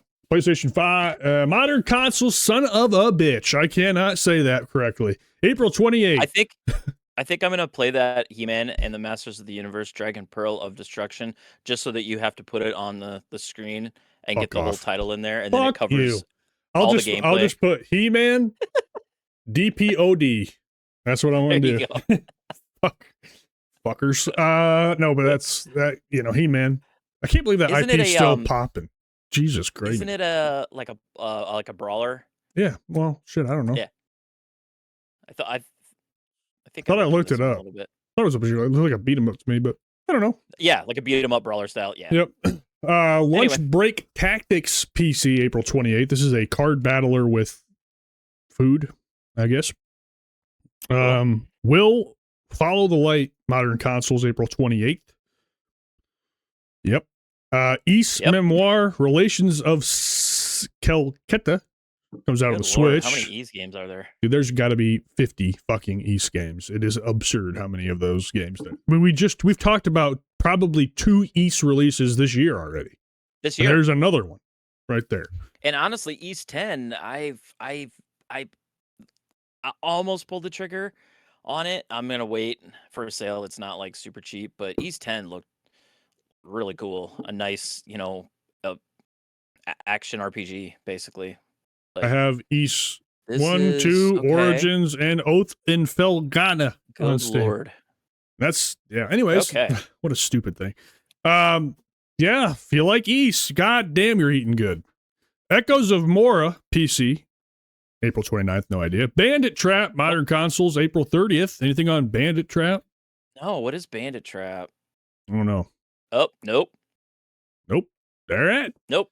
Inconbini, one more, many stories, PlayStation modern consoles, including the Mac. Shout out to the Mac, dude. Shout out to the Mac. That sounds like a Sims-like or something. Oh, yes, no? What the hell? One store, many stories. So maybe like a supermarket sim with a story. Okay. Invincible Versus comes out on modern consoles April 30th. Looks like a fighting game tied to... I think I might check this one out. It looks good. I don't know. Yeah, I watched the trailer. Yeah. Oh, you don't watch it. Have you seen any Invincible? No. What the fuck is it? It is a superhero. It's like an adult kind of themed superhero show where, like, I don't know if you've ever heard of The Boys or even Dispatch. Okay, it's like that where it's like they're living a normal life. They just have these superpowers and it's not like team, gather and let's take it's everyone's very like, okay, they have like emotional problems. They have, it's just, it's very well done. It's very well written. And what I've seen early footage of this Invincible versus, and even I listened to a podcast the other day where two of the guys got to fly to wherever they were kind of demoing it and got to play about 90 minutes of it, and they were both like, "This is pretty good." Yeah, Like, no, it looks good. what? The trailer Yeah, looks really. I was surprised. I yeah, mean, it's got like fatalities and fucking. It yeah. looks Well, the show wild. is gruesome. Well, I kind of So love that. I'm not gonna lie. yeah, I do too. I kind of love that they're making these for adults, right? Because Yes. I think that's awesome. So Yeah, even the I need to language and stuff watch is TV shows, or I need to just do. I need another fucking. No, I don't. I don't have time for the hobby I no, you have. don't. You don't have That's the time. problem. That's the You don't have issue. time. I wish I had time. I don't. I literally don't have time for another hobby as much as I would love to watch shit. But anyways, that looks very cool. I always wish that, like, we listen to our podcast and our music and stuff through the day because during our job we can do that. But I wish there was a way that, like, you could, like, watch stuff during the day too God and still do damn. your job because I could have so many more things watched. But I yep, would no I time. would I would say a hack that I've come up with, I've devised, but there might be management listening to this, so I'm not going to say. Okay, let's not do that. Mullet Mad Jack on the Switch is a cool boomer shooter coming out on the Switch on April 30th. Cool. Very fast paced. It's very different. It's a very unique game. Looks like it. Oh, very wow. unique game. Soros comes out finally. PlayStation 5, April 30th. God, I would love to say that's a day one, but this is kind of a big ass month for me. I'm gonna have Pragmata. I'm gonna have anything else other than Pragmata. Maybe I will get a day one. Shit, I don't know. But I'm very excited for Soros. It's the next game from the Returnal devs. And it looks very Returnal. Looks very good. Very excited for it.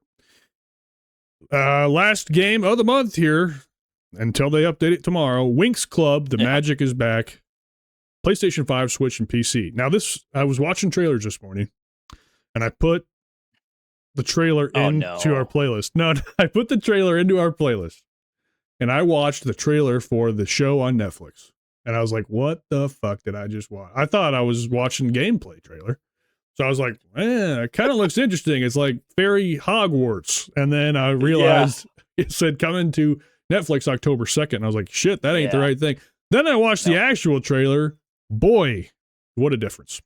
It's definitely a kid's game, and definitely looks not good. Just saying. No. Kids are going to love it. I'm not going to love it. I'm not going to play it. Sure, nope. There you go. Nope. That is the game's releases what for a list. Jiminy Christness.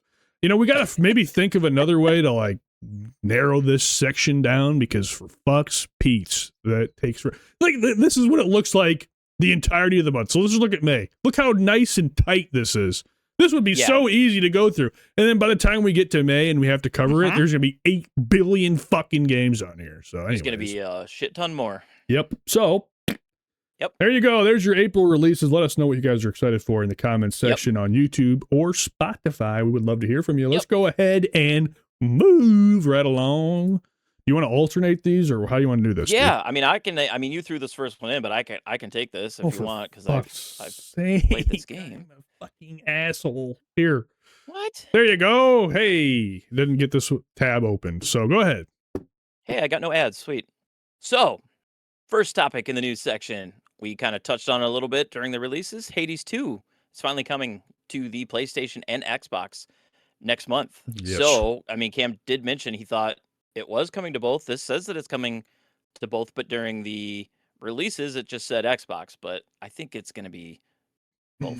But I think it'll be both as well. Yeah, it was originally a Switch 2 console exclusive, but I believe the first Hades game was the same. So it's been out for a few months on the Switch 2, and it's finally coming to Xbox and PlayStation on April 14th, and it is a day one Game Pass game as well. So yes. So it will also include the post-launch patches. There's been some patches and stuff thrown in that were released on the PC and the Switch 2.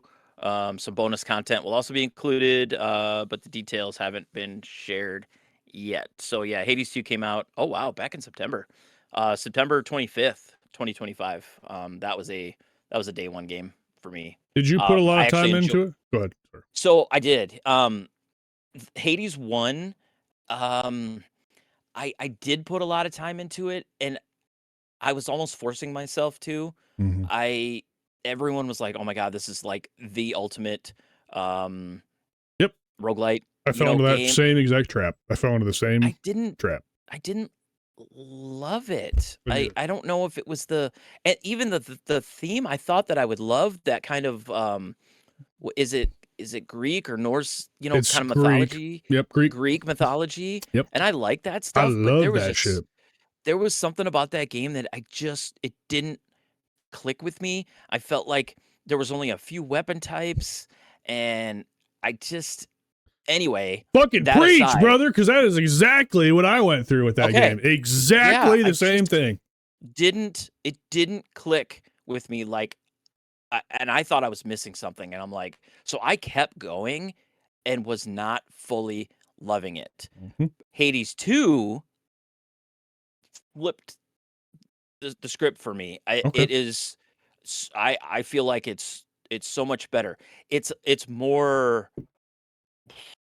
what's the word? It's almost a little bit more convoluted. There's a lot of like systems and stuff going on, and some of that stuff got a little overwhelming for me. But the gameplay itself, the setting, I just enjoyed more, and I love that you can pick one of two paths when you leave your hub area. You can go up towards like the heavens or down, more into the depths. There's different things in each one. I don't know, it finally clicked for me in this one. So if you're interested, it's coming out on Xbox and PlayStation on April what? 14th. 14th. I think they So, said great game. $24.99. I think. I'm not sure. Yeah, they're not. Yeah, It's not terribly expensive. It's totally dude, worth I'm that. so glad that you said that about Hades 1 because I remember seeing the launch trailer for the original Hades and I was like, oh, I can't fucking wait. Oh, That game just like everyone loves it, but I was like in the exact same position you are. I'm like, what in the fuck is like what? what is the pull for people in Something that? about it Yeah. did not hook me. I don't know what. I played Nope. it for 16 and a half hours and I felt Yeah, the that's same way. I was probably like, close to what I did. I don't understand it. But anyways, No. Hades 2. You don't need prior knowledge from the first game, you don't think, to play this? No. Okay. Nope. Love that. It's like different characters, different. No, you do not. Love that very much. So, I'm gonna check that out. Well, actually, it'll have it on PC Game Pass, so I'll play it. there you go. Cool. Next up, Epic Games lays off more than 1,000 employees, and they stated it's due to Fortnite's downturn.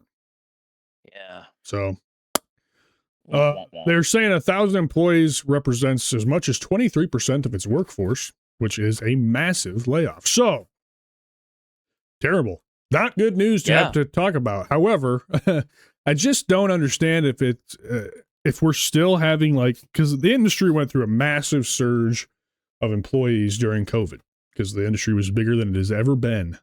Yeah. So are we still coming down from that mass hiring from COVID to get back to a level point? Or are we way below that at this point, in your opinion? I don't know how to tell anymore. I don't know how to tell either. I still feel like some of these companies haven't scaled back down since then. I mean, Fortnite is a whole different thing. Like Epic wants Fortnite to be the only game that people play. Like Right. they introduced the rocket racing, Yep. the rock band stuff. I mean, it was literally like they were like, let's put every style of game into Fortnite and this be the only thing that people play, regardless of what they want to get into. What all their gaming likes are in this game. Spend Yep. your money in this game. And that I don't know if this article goes into it, but they also are like delisting some of their game modes. Like the rocket racing is going away. Oh. The festival stuff is going away. They're tightening it back up to get back to what Fortnite was, from the get-go. And a lot of it just has to do with people just weren't interacting with those things anymore. So it only makes sense to scale things back. So I think in the process of that might have something to do with these layoffs too, because if you're literally cutting, they hired like other teams to like do like the racing part. And, if you're not doing that anymore, you're going to cut people down so that you can get back to the core of what your game is. 100%. I mean, Yeah. Dude, live service is so bad for the industry as a whole. It's so fucking bad. This is a great example. Fortnite was the biggest shit for fucking a decade, it felt like. And of course, it's going to have a downturn at some point. So, Yep. it's just the way inevitable. It is. It's fucking bad for the industry as a whole. The whole Fortnite boom led a lot of other publishers and devs to switch their strategy from a growth at all cost strategy to a sustainability, reliability, forever game model. And that's just not the direction that needs to go. You need to continue to make independent projects, make your money from that, and keep going that way. That's the way to continue the industry forward. No matter how big your game is, it's going to take a downturn at some point. And that's what we're seeing here. So, listen, I am all, well, shit. I hated when they added UEFN to Fortnite and they fucking told that people make your own game and do, turning it into Roblox. It's like, brother, exactly. Some of that shit was so bad. Yeah, I would hop in just to I went through a little Fortnite phase, and my daughter and I would play it, and she'd be like, let's go into this one, and I go in there and be like, what is this? Yeah. And she's like, oh, it's kind of like Roblox where you jump. I'm like, this is terrible. Yeah. And the UI, they could do like UI elements themselves, and then the screen was just flooded with bullshit, and then it would slow down everything, and I'm like, this is terrible. Yeah, no, that's the Roblox model, but I don't. We've talked about this to death. It's not the way to go. The industry's so bad. I'm worried that the industry's gonna crash. But if it does crash again, it's gonna be a AAA crash. I don't know if it's gonna affect indies much. I don't know what the fuck's going on. I don't know what's going on. I hate it. I hate it here. Yeah, I don't know, man. Fucking Fortnite. What's that meme with the dog on everything's on fire? He's like, everything's fine. Yeah, everything's fine. Everything's just fine. That is literally the state of the industry. The game developer conference, like, attendees were down significantly this year. Just bad. Just really fucking bad. Everything's bad. Everything's good if you play. Screamer's really good, by the way. But stick with Screamer and indies, and you'll be fine. Yeah, plug out everything else, including everything going on in the world. Let's just continue to fucking move on. Anyways, Fortnite, dude. Anyways, moving on. Fortnite. Yeah. Did you see this article? No. I mean, after you posted it in here. Netflix live-action Assassin's Creed series has officially started filming. Its cast is officially announced. I don't know casting shit for the life of me. Toby Wallace, Lola Pettigrew, Laura Marcus, Tanzine Crawford. You know any of these people? Nope. Okay. Nope. Here's the thing with this. This is a great IP to potentially be a good show. It's probably going to suck ass, though. It's probably going to suck. Series will take place in Rome. Okay. I didn't read that little subheading. This could be somebody playing Ezio. Dude, if they do an Ezio show, I will watch it. And it will probably disappoint me. But I will be pumped. Anyways, it's about power and violence and sex and greed and vengeance. Okay. All right. Wow. Anyway, gaming related stuff. Netflix is picking up all these kind of shows. Did you ever watch like Castlevania? Right. No. Did you ever watch? No. I don't even know if we need to talk about this. I heard it was decent. I heard it was decent too. Yeah. Anywhos, love that. Let's go ahead and move on from there. Into PlayStation, that was our general gaming section. Yes. I think I will just do this, Jason. Analytics firm, go for it, estimates that Marathon has sold 1.2 million copies. Decent, but only 19% are on PS5. Yep, that's what I heard.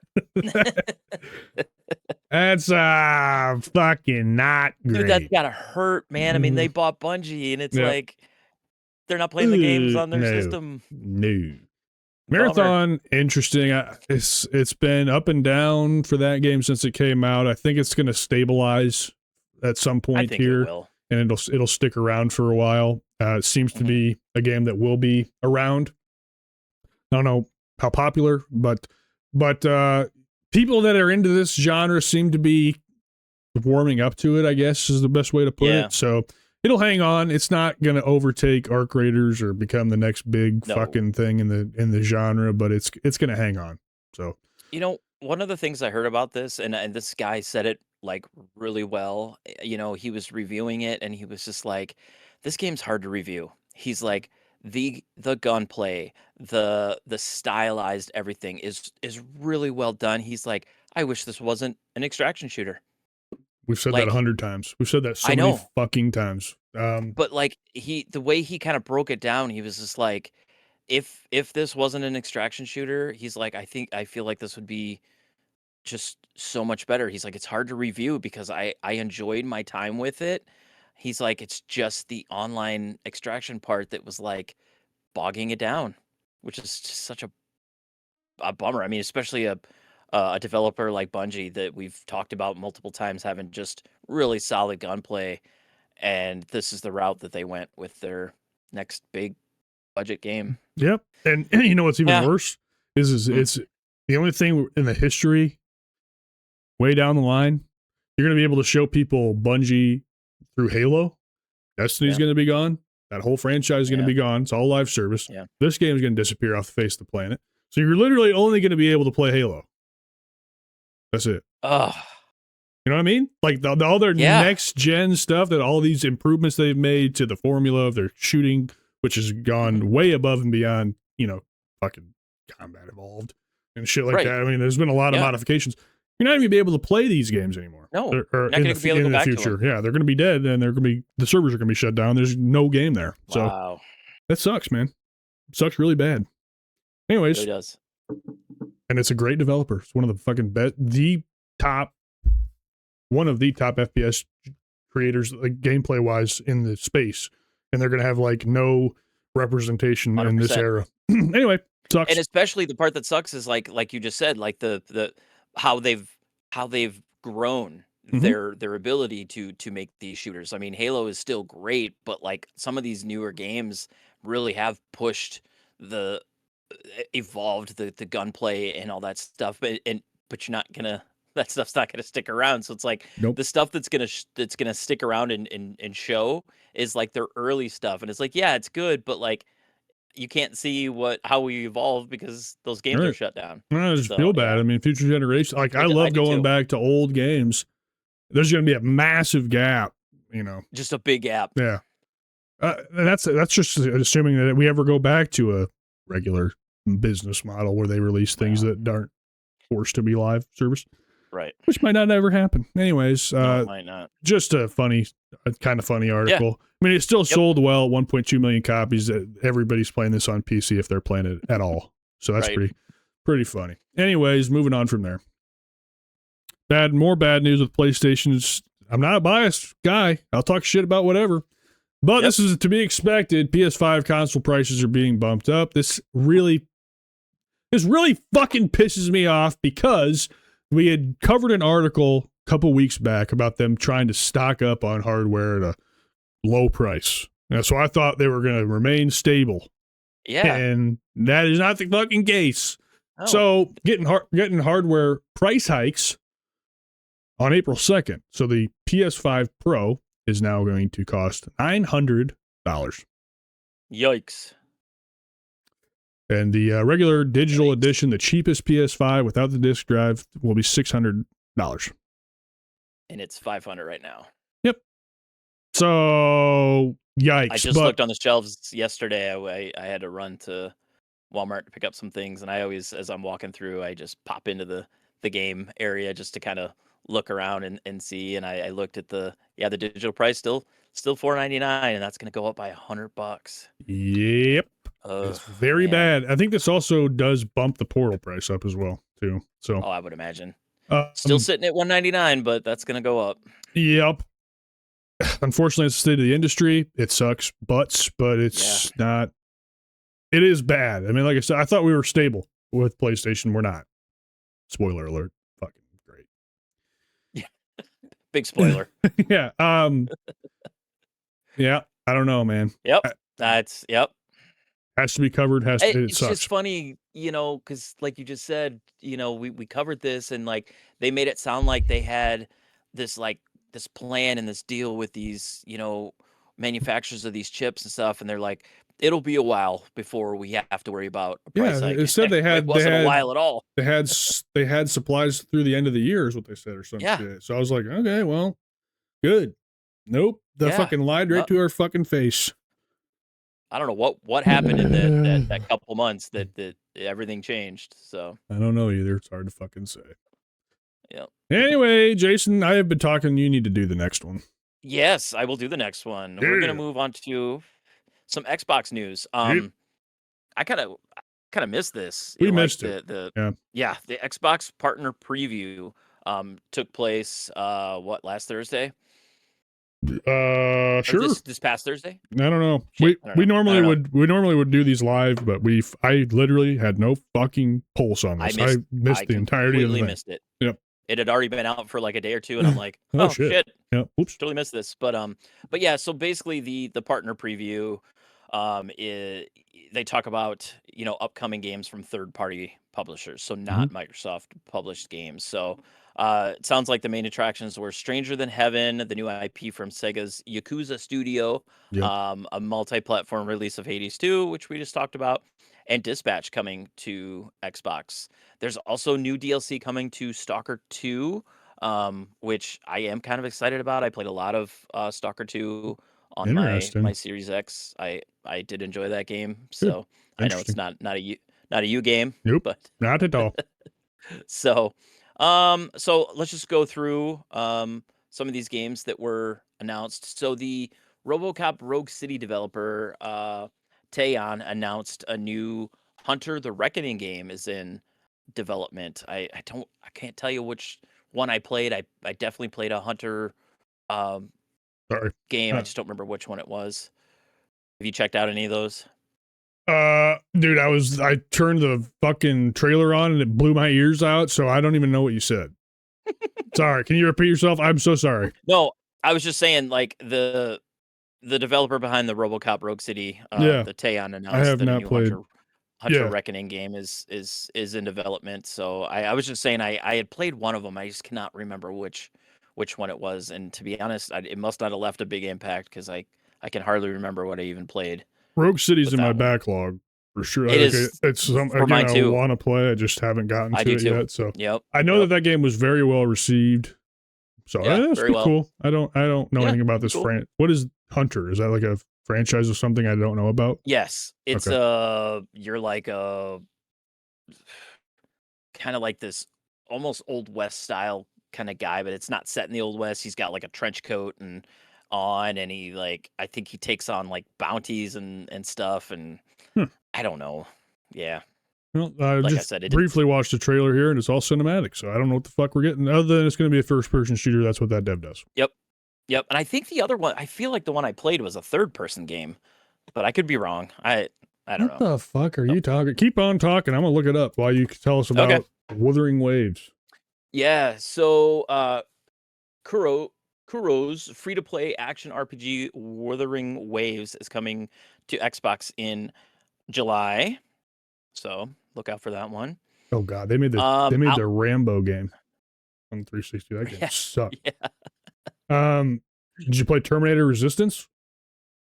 No. Did you play Heavy Fire Shattered Spear? Nope. All right. I don't know. Way off topic. I apologize. Wuthering Waves. No, you're fine. Yeah, Wuthering Waves. Isn't that free to play? Yeah, free to play action RPG.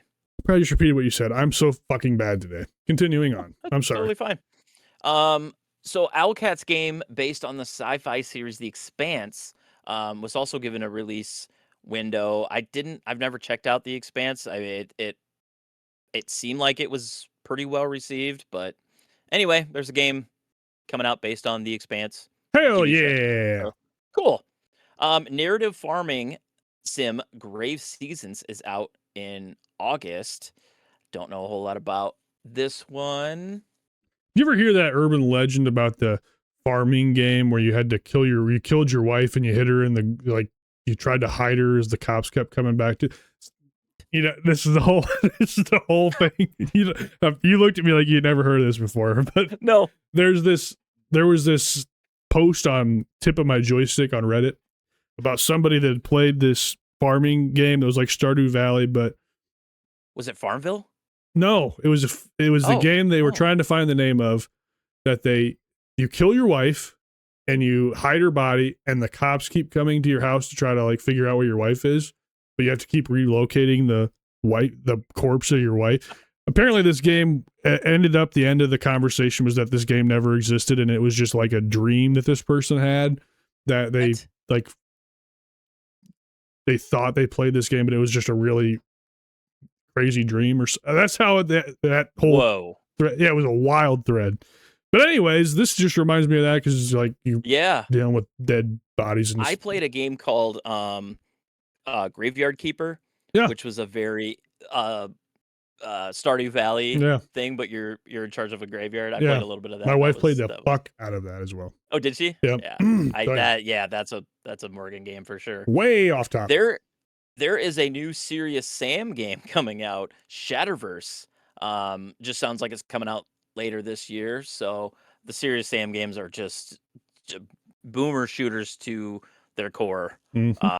Just run around and blast everything to bits. Yep. So very over the top. So very much. Sega revealed more information on the upcoming Stranger Than Heaven.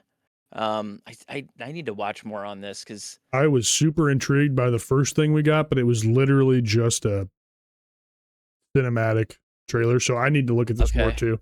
This game looks this is like super up my alley.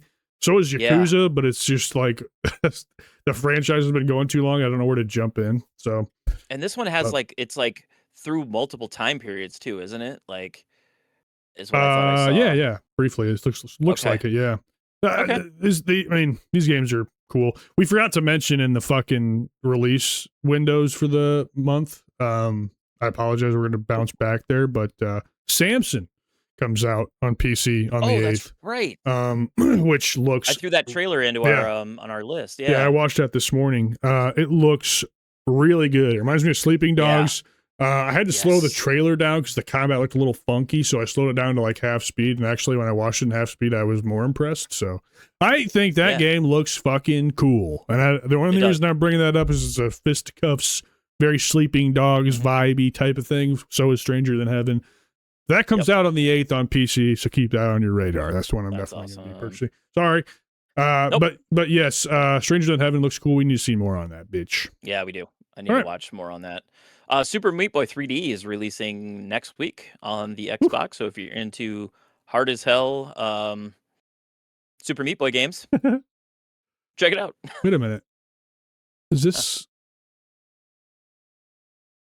Oh, I thought it was a 3D platformer. It's not. It is. Oh, it is? It's not? It doesn't look like it from this. Dude, I don't know. It doesn't matter. Well, we are fucking very informed. Continuing on. Well, it's okay. Maybe it's not an actual 3D platform. It looked like Super Meat Boy 3D. Yeah, I think it's just. It looks like a 2D. Fuck it. Look at. Does this look like this? By the way, great quality here. It is 2D. It's 2D, but it's not because there's 3D. Look at this. Well. Okay. I don't even know. Super Meat Boy is fucking hard though. So if you're into that sort of thing, the game's hard as a bitch. Yeah. I don't know what that means. So what's next? Oh, Annapurna's Forever Ago was re-announced. I don't know what that's all about. Re-announcement trailer. I don't know either. Okay. Yep. There's a few more here. Hack and slash roguelite Ascend to Zero was revealed. I thought this looked kind of cool. Yeah, nice aesthetic. Nice art style. Very cool thing. Yeah. Oh, too loud.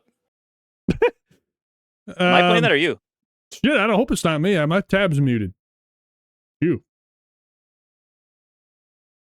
Okay. Where's that audio coming from? Hang on. I think it's you, brother. That was me. How does that? It's playing through my. Okay. This is the episode of Technical Difficulties, episode 10. Holy shit. Technical Difficulty episode. I had it muted too. What the fuck? And it definitely wasn't muted. Okay.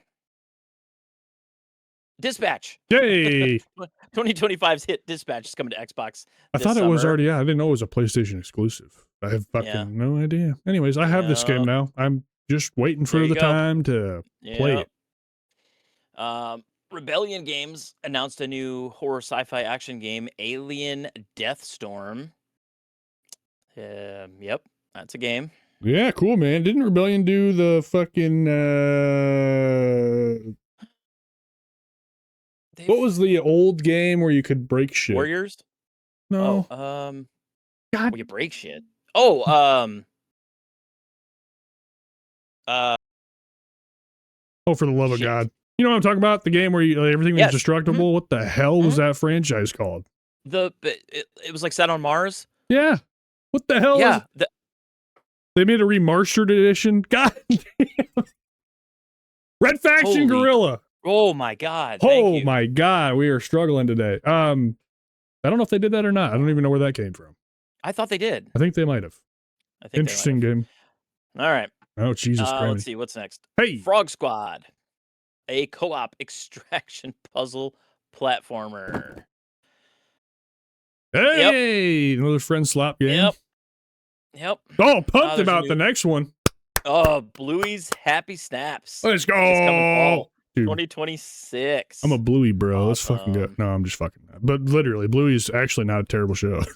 No, it's not. I know people that watch it, and I'm like, really? And they're like, just give it a chance. I'm like, I'm good. Yeah, I'm good too. But it's got an audience, man. For some reason.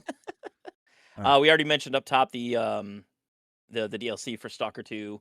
Stalker 2's first major story expansion, Cost of Hope, is coming this summer. I just like those moody, tense shooter style games. Yes, it's a big open world and you can get lost and stuff, but like the Stalker game was like, I mean, it was tough too. Like you would run into enemies that you were like, I can't take this guy on, so you just have to run and hide or whatever. So nice. I don't know. I enjoyed it.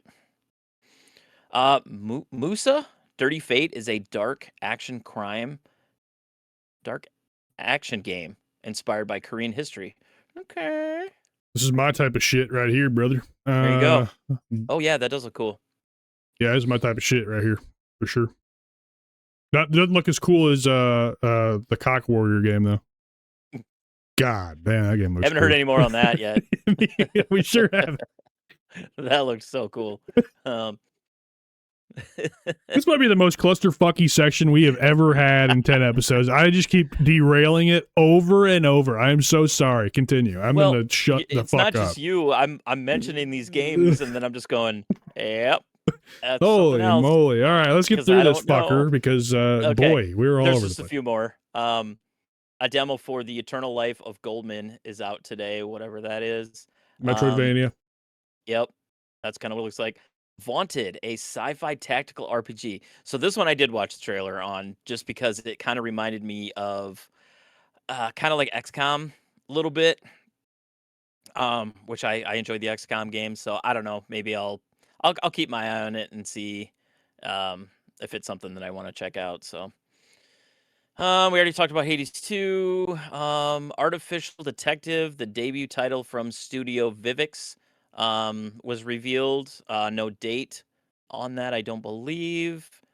Nope. Yeah. Cool. Like something. Okay, to back up a little, since I've tried to not derail it. Did you play the Mario Rabbids games? Yeah. Mm-hmm. Did you like those? Yeah, I did. I liked the first one more than the second one. Yeah, I think I finished the first one. The second one had elements I liked more than the first one, but I don't know if I just kind of got burnt out on that style, but I didn't finish it. My wife was the same way. She played the fuck out of the first one. I think she got to the second one, was like, I've done this too long. I need to do something. It's kind of it hasn't gone back. Yeah, there were things I did like more about it, just the kind of the quality of life stuff, but like after a few rounds, I was like, I've done all this already. So Yep.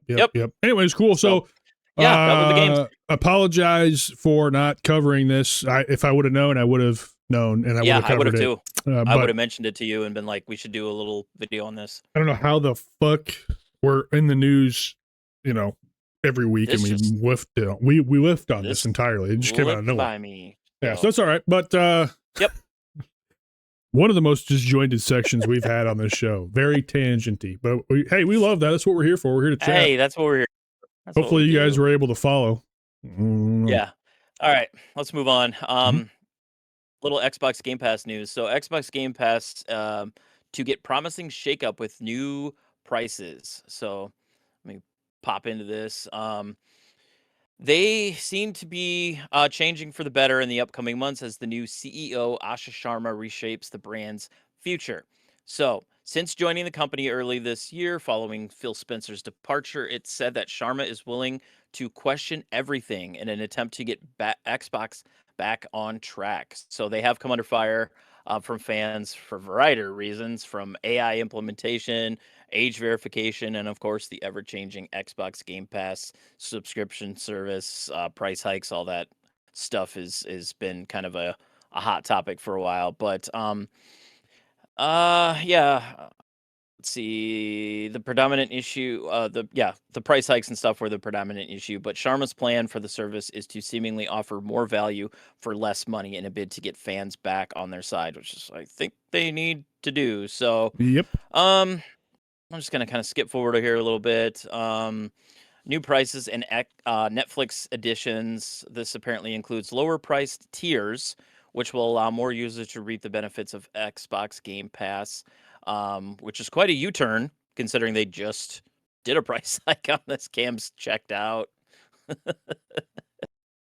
So yeah, this Netflix thing they've had. So another idea under consideration is a partnership with Netflix, leading to a combined streaming service that gives users access to thousands of games Xbox Game Pass provides, in addition to the thousands. What? I don't know what is happening. What is going on? This all sounds fantastic. It sounds like Asher Sharma's doing the right thing to get people back on the Xbox brand side. I can't follow Xbox at all. I don't. So here's my thing. We don't. Did we get anything about what we're talking about? We didn't get any. That's okay. Xbox drops. No, that there. I should have went a little bit further. I read the first like couple articles in this or paragraphs in this article, but they're really not giving us much here. All right, so we took a little hiatus there. You guys didn't know, but we did. We tried to research it a little bit further. But no, this is a valid article that we put in. There is no information. It just basically Sharma stated that she's looking into partnerships with Netflix and other services to make Game Pass more valuable. Mm-hmm. I don't know what this means, but it's just basically it's on the table of revamped pricing models to offer lower price tiers. What this means to me in my head, if they're lowering prices, we're getting ads. Yep. So I don't know how that's going to be implemented for a video game, but like there's lower price tiers of Netflix where you can have like ads in them, right? There's a So I don't know how that's going to go, because you would think you would have to do something to be able to lower costs. So it's a good article that's kind of floating around. A couple websites, Gaming Bible covered it, IGN covered it, a couple other platforms covered it. We just don't know what the fuck she's talking about yet, other than she announced at the GDC that she's looking into options. So we'll take that as whatever that means. Yeah. Take that as it is. Well, the one thing I will say though, about her, like we didn't have the strongest opinion. When she first stepped in, we had mentioned that she kind of bounced around from job to job, but at least seems to be doing something. Like there's this. There's also she one of the first things she did when she stepped in was kill the everything's an Xbox campaign. She was like, no, this is not good for our brand, which it wasn't ever. No. So she's doing stuff. No, I agree. I agree. I thought she was going to come in, be a silent fucking CEO, and we'd hear nothing, and Xbox would continue to spiral. But she every week almost we've seemed to be covering new Xbox news, so she is working her ass off. So maybe we had the wrong impression. That's kind of what I was thinking. I'm kind of excited to see what comes of all of this. Right now, it's a lot of statements with not a lot of action. But it's been a very short amount of time. So I have hope. I a little bit have hope as well. I'm not gonna, she's been way more active than I ever would have thought. So that's a good thing. Yeah. So that's great. All right, you know what time it is? It's Nintendo time. Love it. All right, time for some Nintendo news. So first article that I pulled here, Nintendo announces that upcoming first-party Switch 2 games will have different physical and digital prices, something that I feel like should have happened a long time ago. Long time ago. Nintendo just announced an unexpected pricing change for future games on Switch 2 that will see digital versions going cheaper. You don't have to make the cartridge, the book, the packaging and all that stuff. So this starts in May of this year, beginning with pre-orders for Yoshi and the Mysterious Book, a new Nintendo published digital game exclusive to the Switch 2, which will have an MSRP that is different from physical versions of the game. So Nintendo said, Nintendo games offer the same experiences, whether in packaged or digital format, and this change simply reflects the different costs associated with producing and distributing each format and offers players more choice in how they can buy and play Nintendo games. As always, retail partners set their own prices for physical and digital games, and pricing for each title may vary. So right now, you can pre-order Yoshi and the Mysterious Book on the eShop for $59.99. If you're interested in the physical version, it will be $69.99. So you got a $60 digital, a $70 physical. This So should have happened from the very fucking start. Yep. If you wanted to increase game prices, this is exactly how you should have done it from the fucking beginning. You could have said, Yep. We'll keep it at 60, and then there's obviously production costs that go into making a physical version. It's going to be more, and everybody would be fine, I think. I think everyone would have been fine. But every other developer, including Nintendo, they're making the right choice here, but they were like, yeah, it's getting more expensive to produce physical copies of games. Let's just bump the price up for all of them instead of doing it this way, which is the way it should be fucking done. So the only very thing nice. that I can see this disappointing would be the actual collectors. There are people that have come out the gates, since this digital, everything's kind of trending more on the digital side. They're like, I will always be a physical collector, and that's great and good for them. I love to not have to take cartridges in and out of my Switch. Same. So hop in and out of whatever game that I want to play. It's an inconvenience as a PS5 Xbox Series owner to buy a disc because you have to fucking download the damn thing anyway. So it's like it's a matter of convenience now to just buy things digitally. But no, I respect it. I respect people trying to keep physical alive, but at least it makes sense why it would be more expensive because of distribution costs, printing costs, and all of that, and obviously a physical piece. It at least makes sense why the price would be more, in my opinion. It does. It totally does. Yeah, so I just like you said from the beginning, like this should have been something that they did from the get-go. So it's a great move. Love it. Yep. Just a quick little article on that. Up next, I don't usually like to cover speculations and rumors and that kind of stuff. I like to know that something is legit. However, I've been seeing this all over the place, and I feel like there's some merit to it, and that is that the Legend of Zelda Ocarina of Time Switch 2 remake is reportedly coming this summer, as well as a new Star Fox this summer, which, holy shit, we've been talking about wanting a new Star Fox forever. Yep. So a new Star Fox game and the Legend of Zelda Ocarina of Time remake are among numerous unannounced Nintendo games reportedly heading to the Switch 2 this summer. That's according to noted internet tipster Nate the Hate, which we've talked about before. He was but not right only about Nate the Hate, direct. So yes, I've seen other people that have been able to pull this. So I just wanted to throw this in here because I think that I've talked about Ocarina of Time in the past and trying it multiple times and just not being able to get with the older gameplay style. I can't do it. It was just one that never really registered with me. I know that's awful to say as a Zelda fan. Some consider it the best Zelda game there is. It's just never my favorite, and I could never fully get into it. So a remake would be awesome. So very cool. It's also been a rumor going around for ever. So you can't overlook Nate the Hate. look He cover really it. can't. He He's got some he's sort been of so fucking, he's been very, very accurate. yeah. So He's got some kind of insight or something because yeah. he pretty much nails.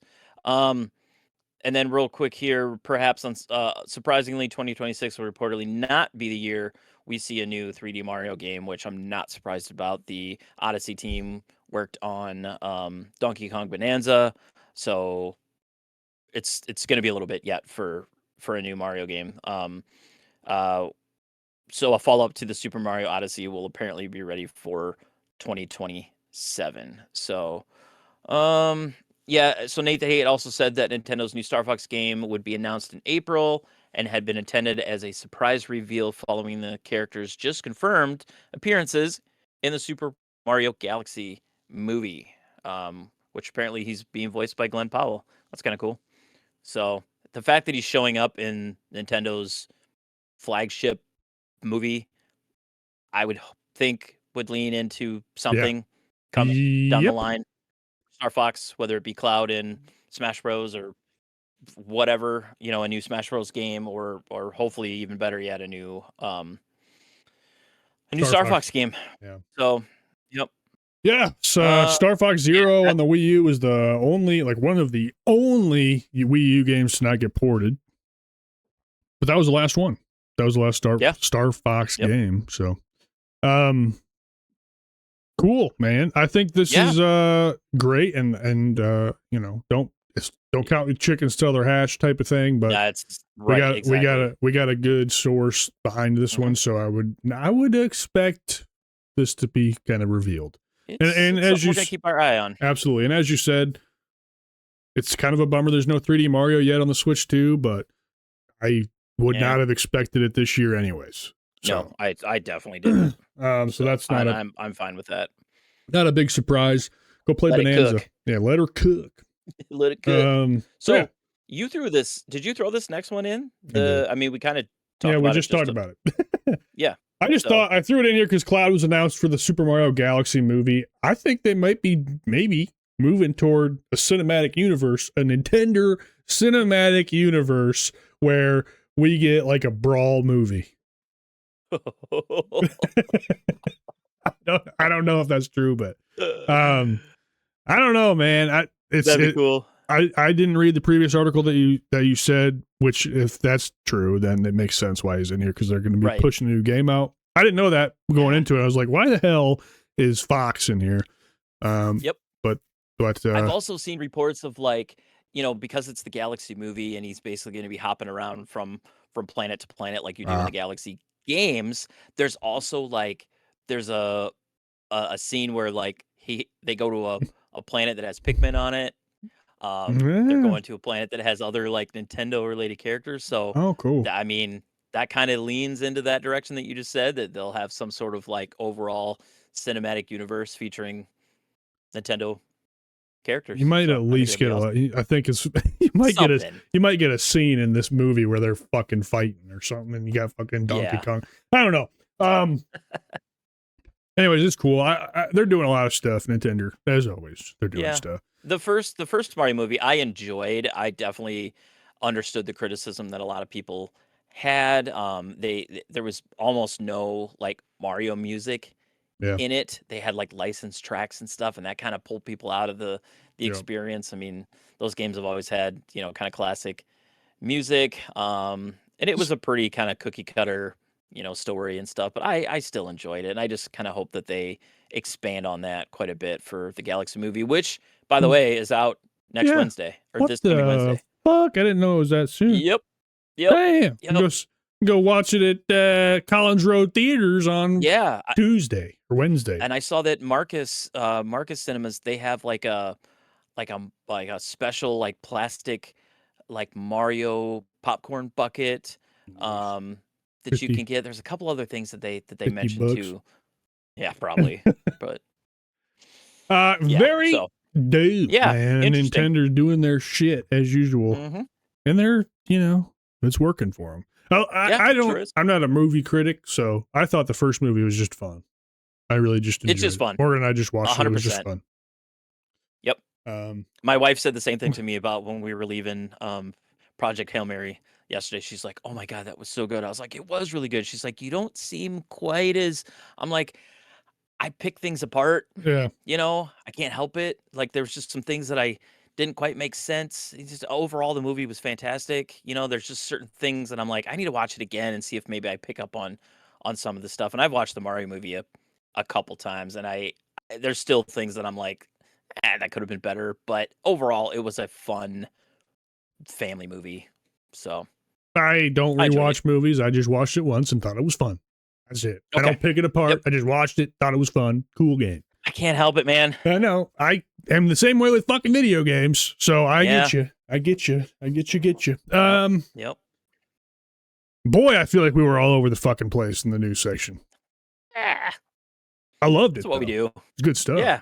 We'll just kind of go off topic for a second and then circle back around. So I hope it comes across somewhat coherently for y'all, but boy, that was I fun. think it will. It'll be fine. Fuck it, dude. We're gonna come back. We're gonna take a quick break and we'll go over the community section, and we will be back to talk about the people that support our show.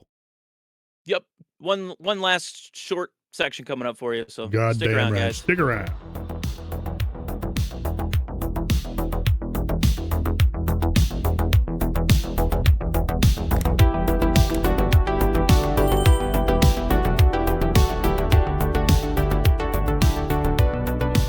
What's up, guys? Welcome back to Spawn Point Podcast community section short this week, which is fine. But if you want to be featured in this section, leave a comment anywhere. We'll snag it and we'll talk about it on the show. So, jumping right in, the first comment that we have to cover is from Burning More XP on my Screamer short that I posted a couple of days back. Burning More XP says, looks like a mobile game, Asphalt. Okay. So, I didn't realize what he was saying. I gotcha. Yeah. So, Okay. visually, I can see the resemblance. I loved Asphalt.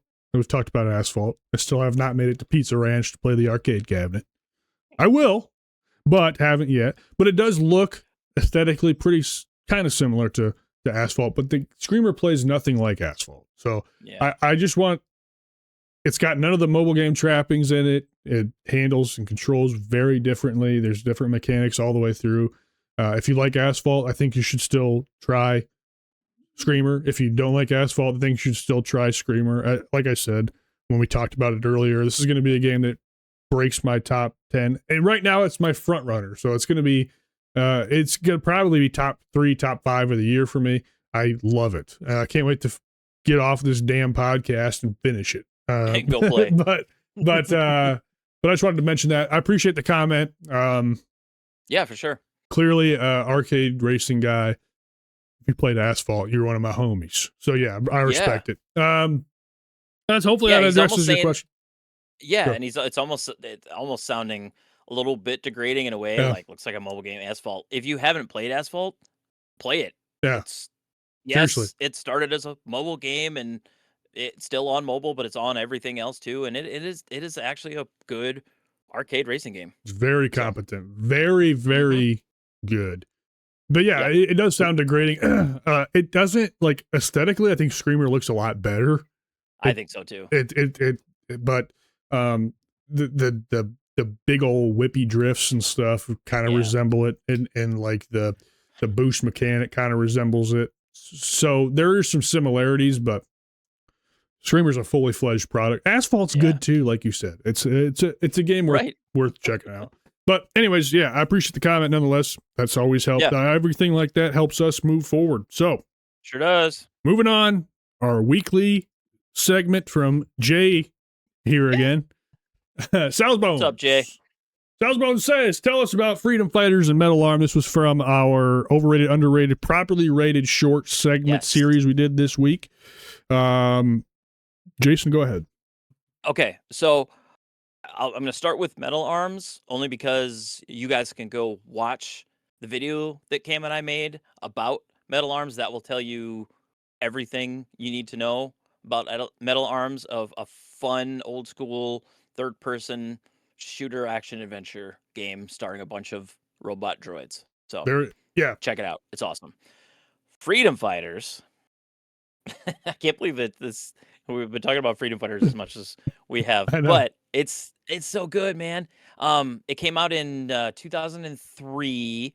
It's a third person shooter essentially. IO Interactive made it, which they're still a publisher. So come on, guys, do Mhm. a do a Bring it follow up back. or remaster or something. But basically, in Freedom Fighters, you lead a like a resistance movement against a Soviet invasion of New York City. It's like an alternate history where the Soviet Union won World War II, and now they're essentially trying to take over the world. So they invade New York, and you're all about stopping them from taking over. So you can basically recruit and command up to 12 fighters throughout the course of the game. You can give them action commands, have them run to an area and basically defend it while you flank. You can have them, defend an area while you go tackle an objective.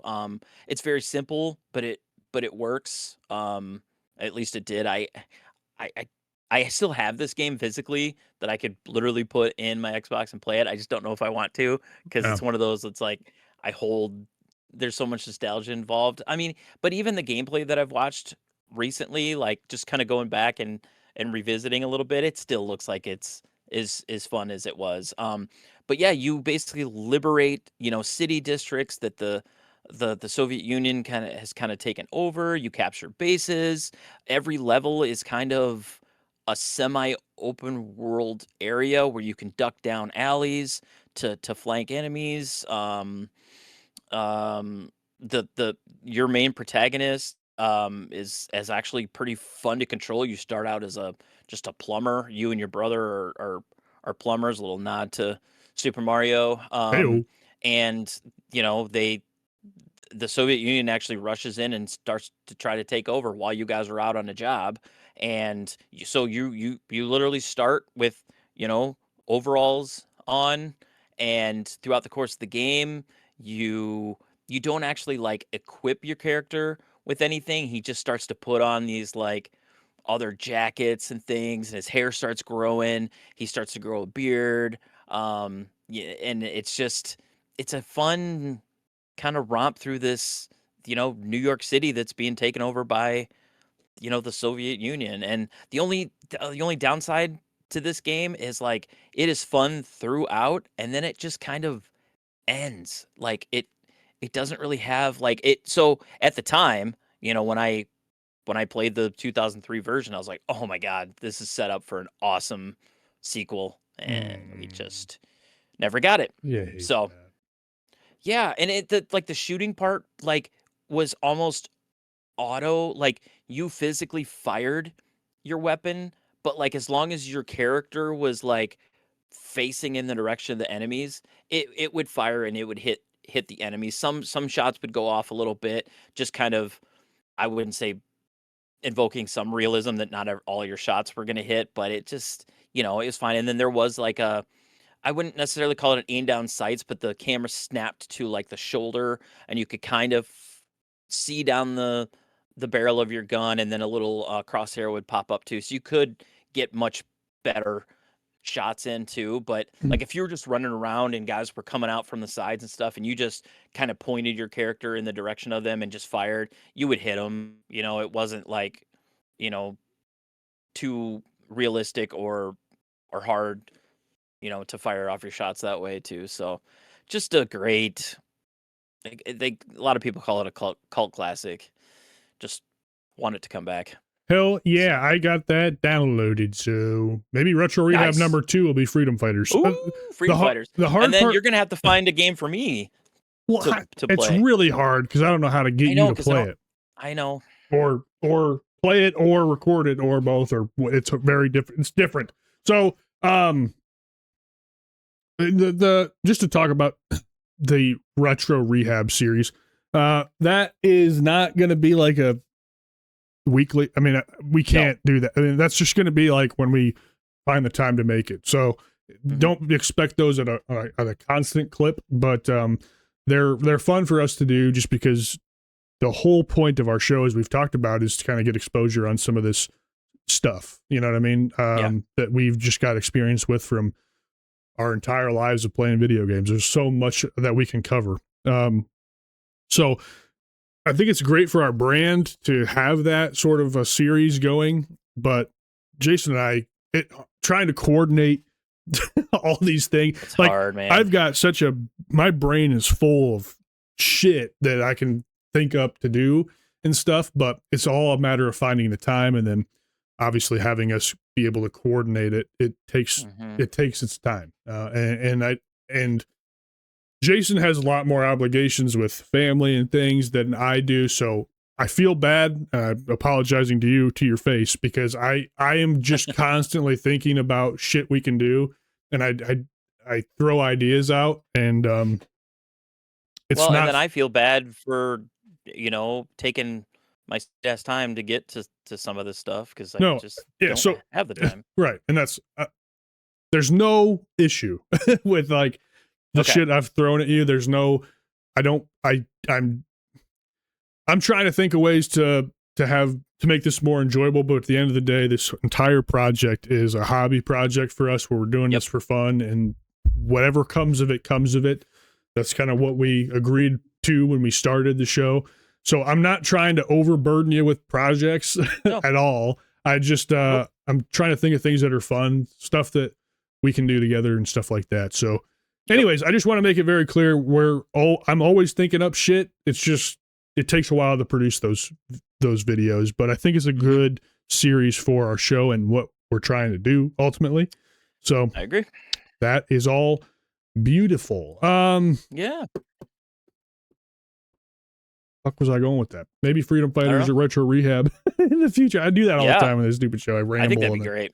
We will do it. It's hard to do those videos too, because like I felt bad. I only did like 2 levels of Metal Arms, but fucking what the hell? I can't. If I took that show serious and played all the way through Metal Arms, I would never get to anything else. So no. But Metal Arms, you got a good taste of what that game offers in those 2 levels. Obviously, you get more weapons, and that kind of stuff. But you played enough to get an understanding of why I will take that ROM and put it on my GameCube and play it. I actually do want to play through that game. I was very intrigued. So, but yeah, shit like that's going to continue. But that's about a show. I think about a show. Okay, I agree. Episode Anything 10. You want to tease for next? Yeah, I mentioned it. I got PBA going. I got Dispatch. Dispatch. Isn't that by that French developer? Yeah, the French guys. We got the uncensored version on PlayStation 5, ready to rock and roll, baby. Give me them boobies. Yes. Obviously, I'm not in it for that. It's a joke, clearly. No. Yeah, very excited to dive into that if I get to it. I mean, Screamers got me fucking just sucking my wiener dry right now. Stick with it. Yeah. And like I said, that's a very rare occurrence for me. So when a game does that to me, I'm gonna love it and enjoy it, stick with it until I bounce. Soak it all in. Yep. So that's it for me. What about you? Well, I kind of mentioned too. I think I'm going to be talking about Kena, Bridge of Spirits next week. Also jumped in and started playing Daemon and Baby. Oh, you did start playing, huh? Yeah, I picked it up. It's fun. It's so weird though. It's just not what I expected. I mean, it's like I was talking to you on break the other day, and it's like it's just an isometric action game with some shooting, some melee, but like then you like go into like these towns and stuff, and you can like go into these buildings and like open up, chests and stuff, and like pick stuff up. There's like I'm not that far into it, but there's so much like food options. So apparently there's probably cooking in that game. Hey. So yeah, it's just I'm not that far in. But I do plan on playing that a little bit more. I'm probably talking about that on the next show. So absolutely, that sounds great. We did it. Yeah. I don't fucking know. We did it. Episode 10. I'm the worst at intros and fucking ending. I'm the worst at intros and ending shows. I fucking suck at it. I just sit here and ramble until I can end it. But we're going to call it there. Hope you guys enjoyed. Thanks for watching. 10 episodes in. This is the Is There Cooking Yet episode because He Jason brought it decided to back. bring it back. So that's going to be the title. I guess I'll quickly mention, do I even want to do this? I'm just going to do it. Fuck it. Jason, I use AI assets for this show. Okay. Oh God. I'm not going to, I'll make it very transparent. Our overlay, we had AI assistants. The thumbnails I use have AI assistants. I don't have time to edit thumbnails. I just can't do it for every episode. So we want to get the show out there. So yes, we're using AI assets. I understand that it's not everyone's cup of tea.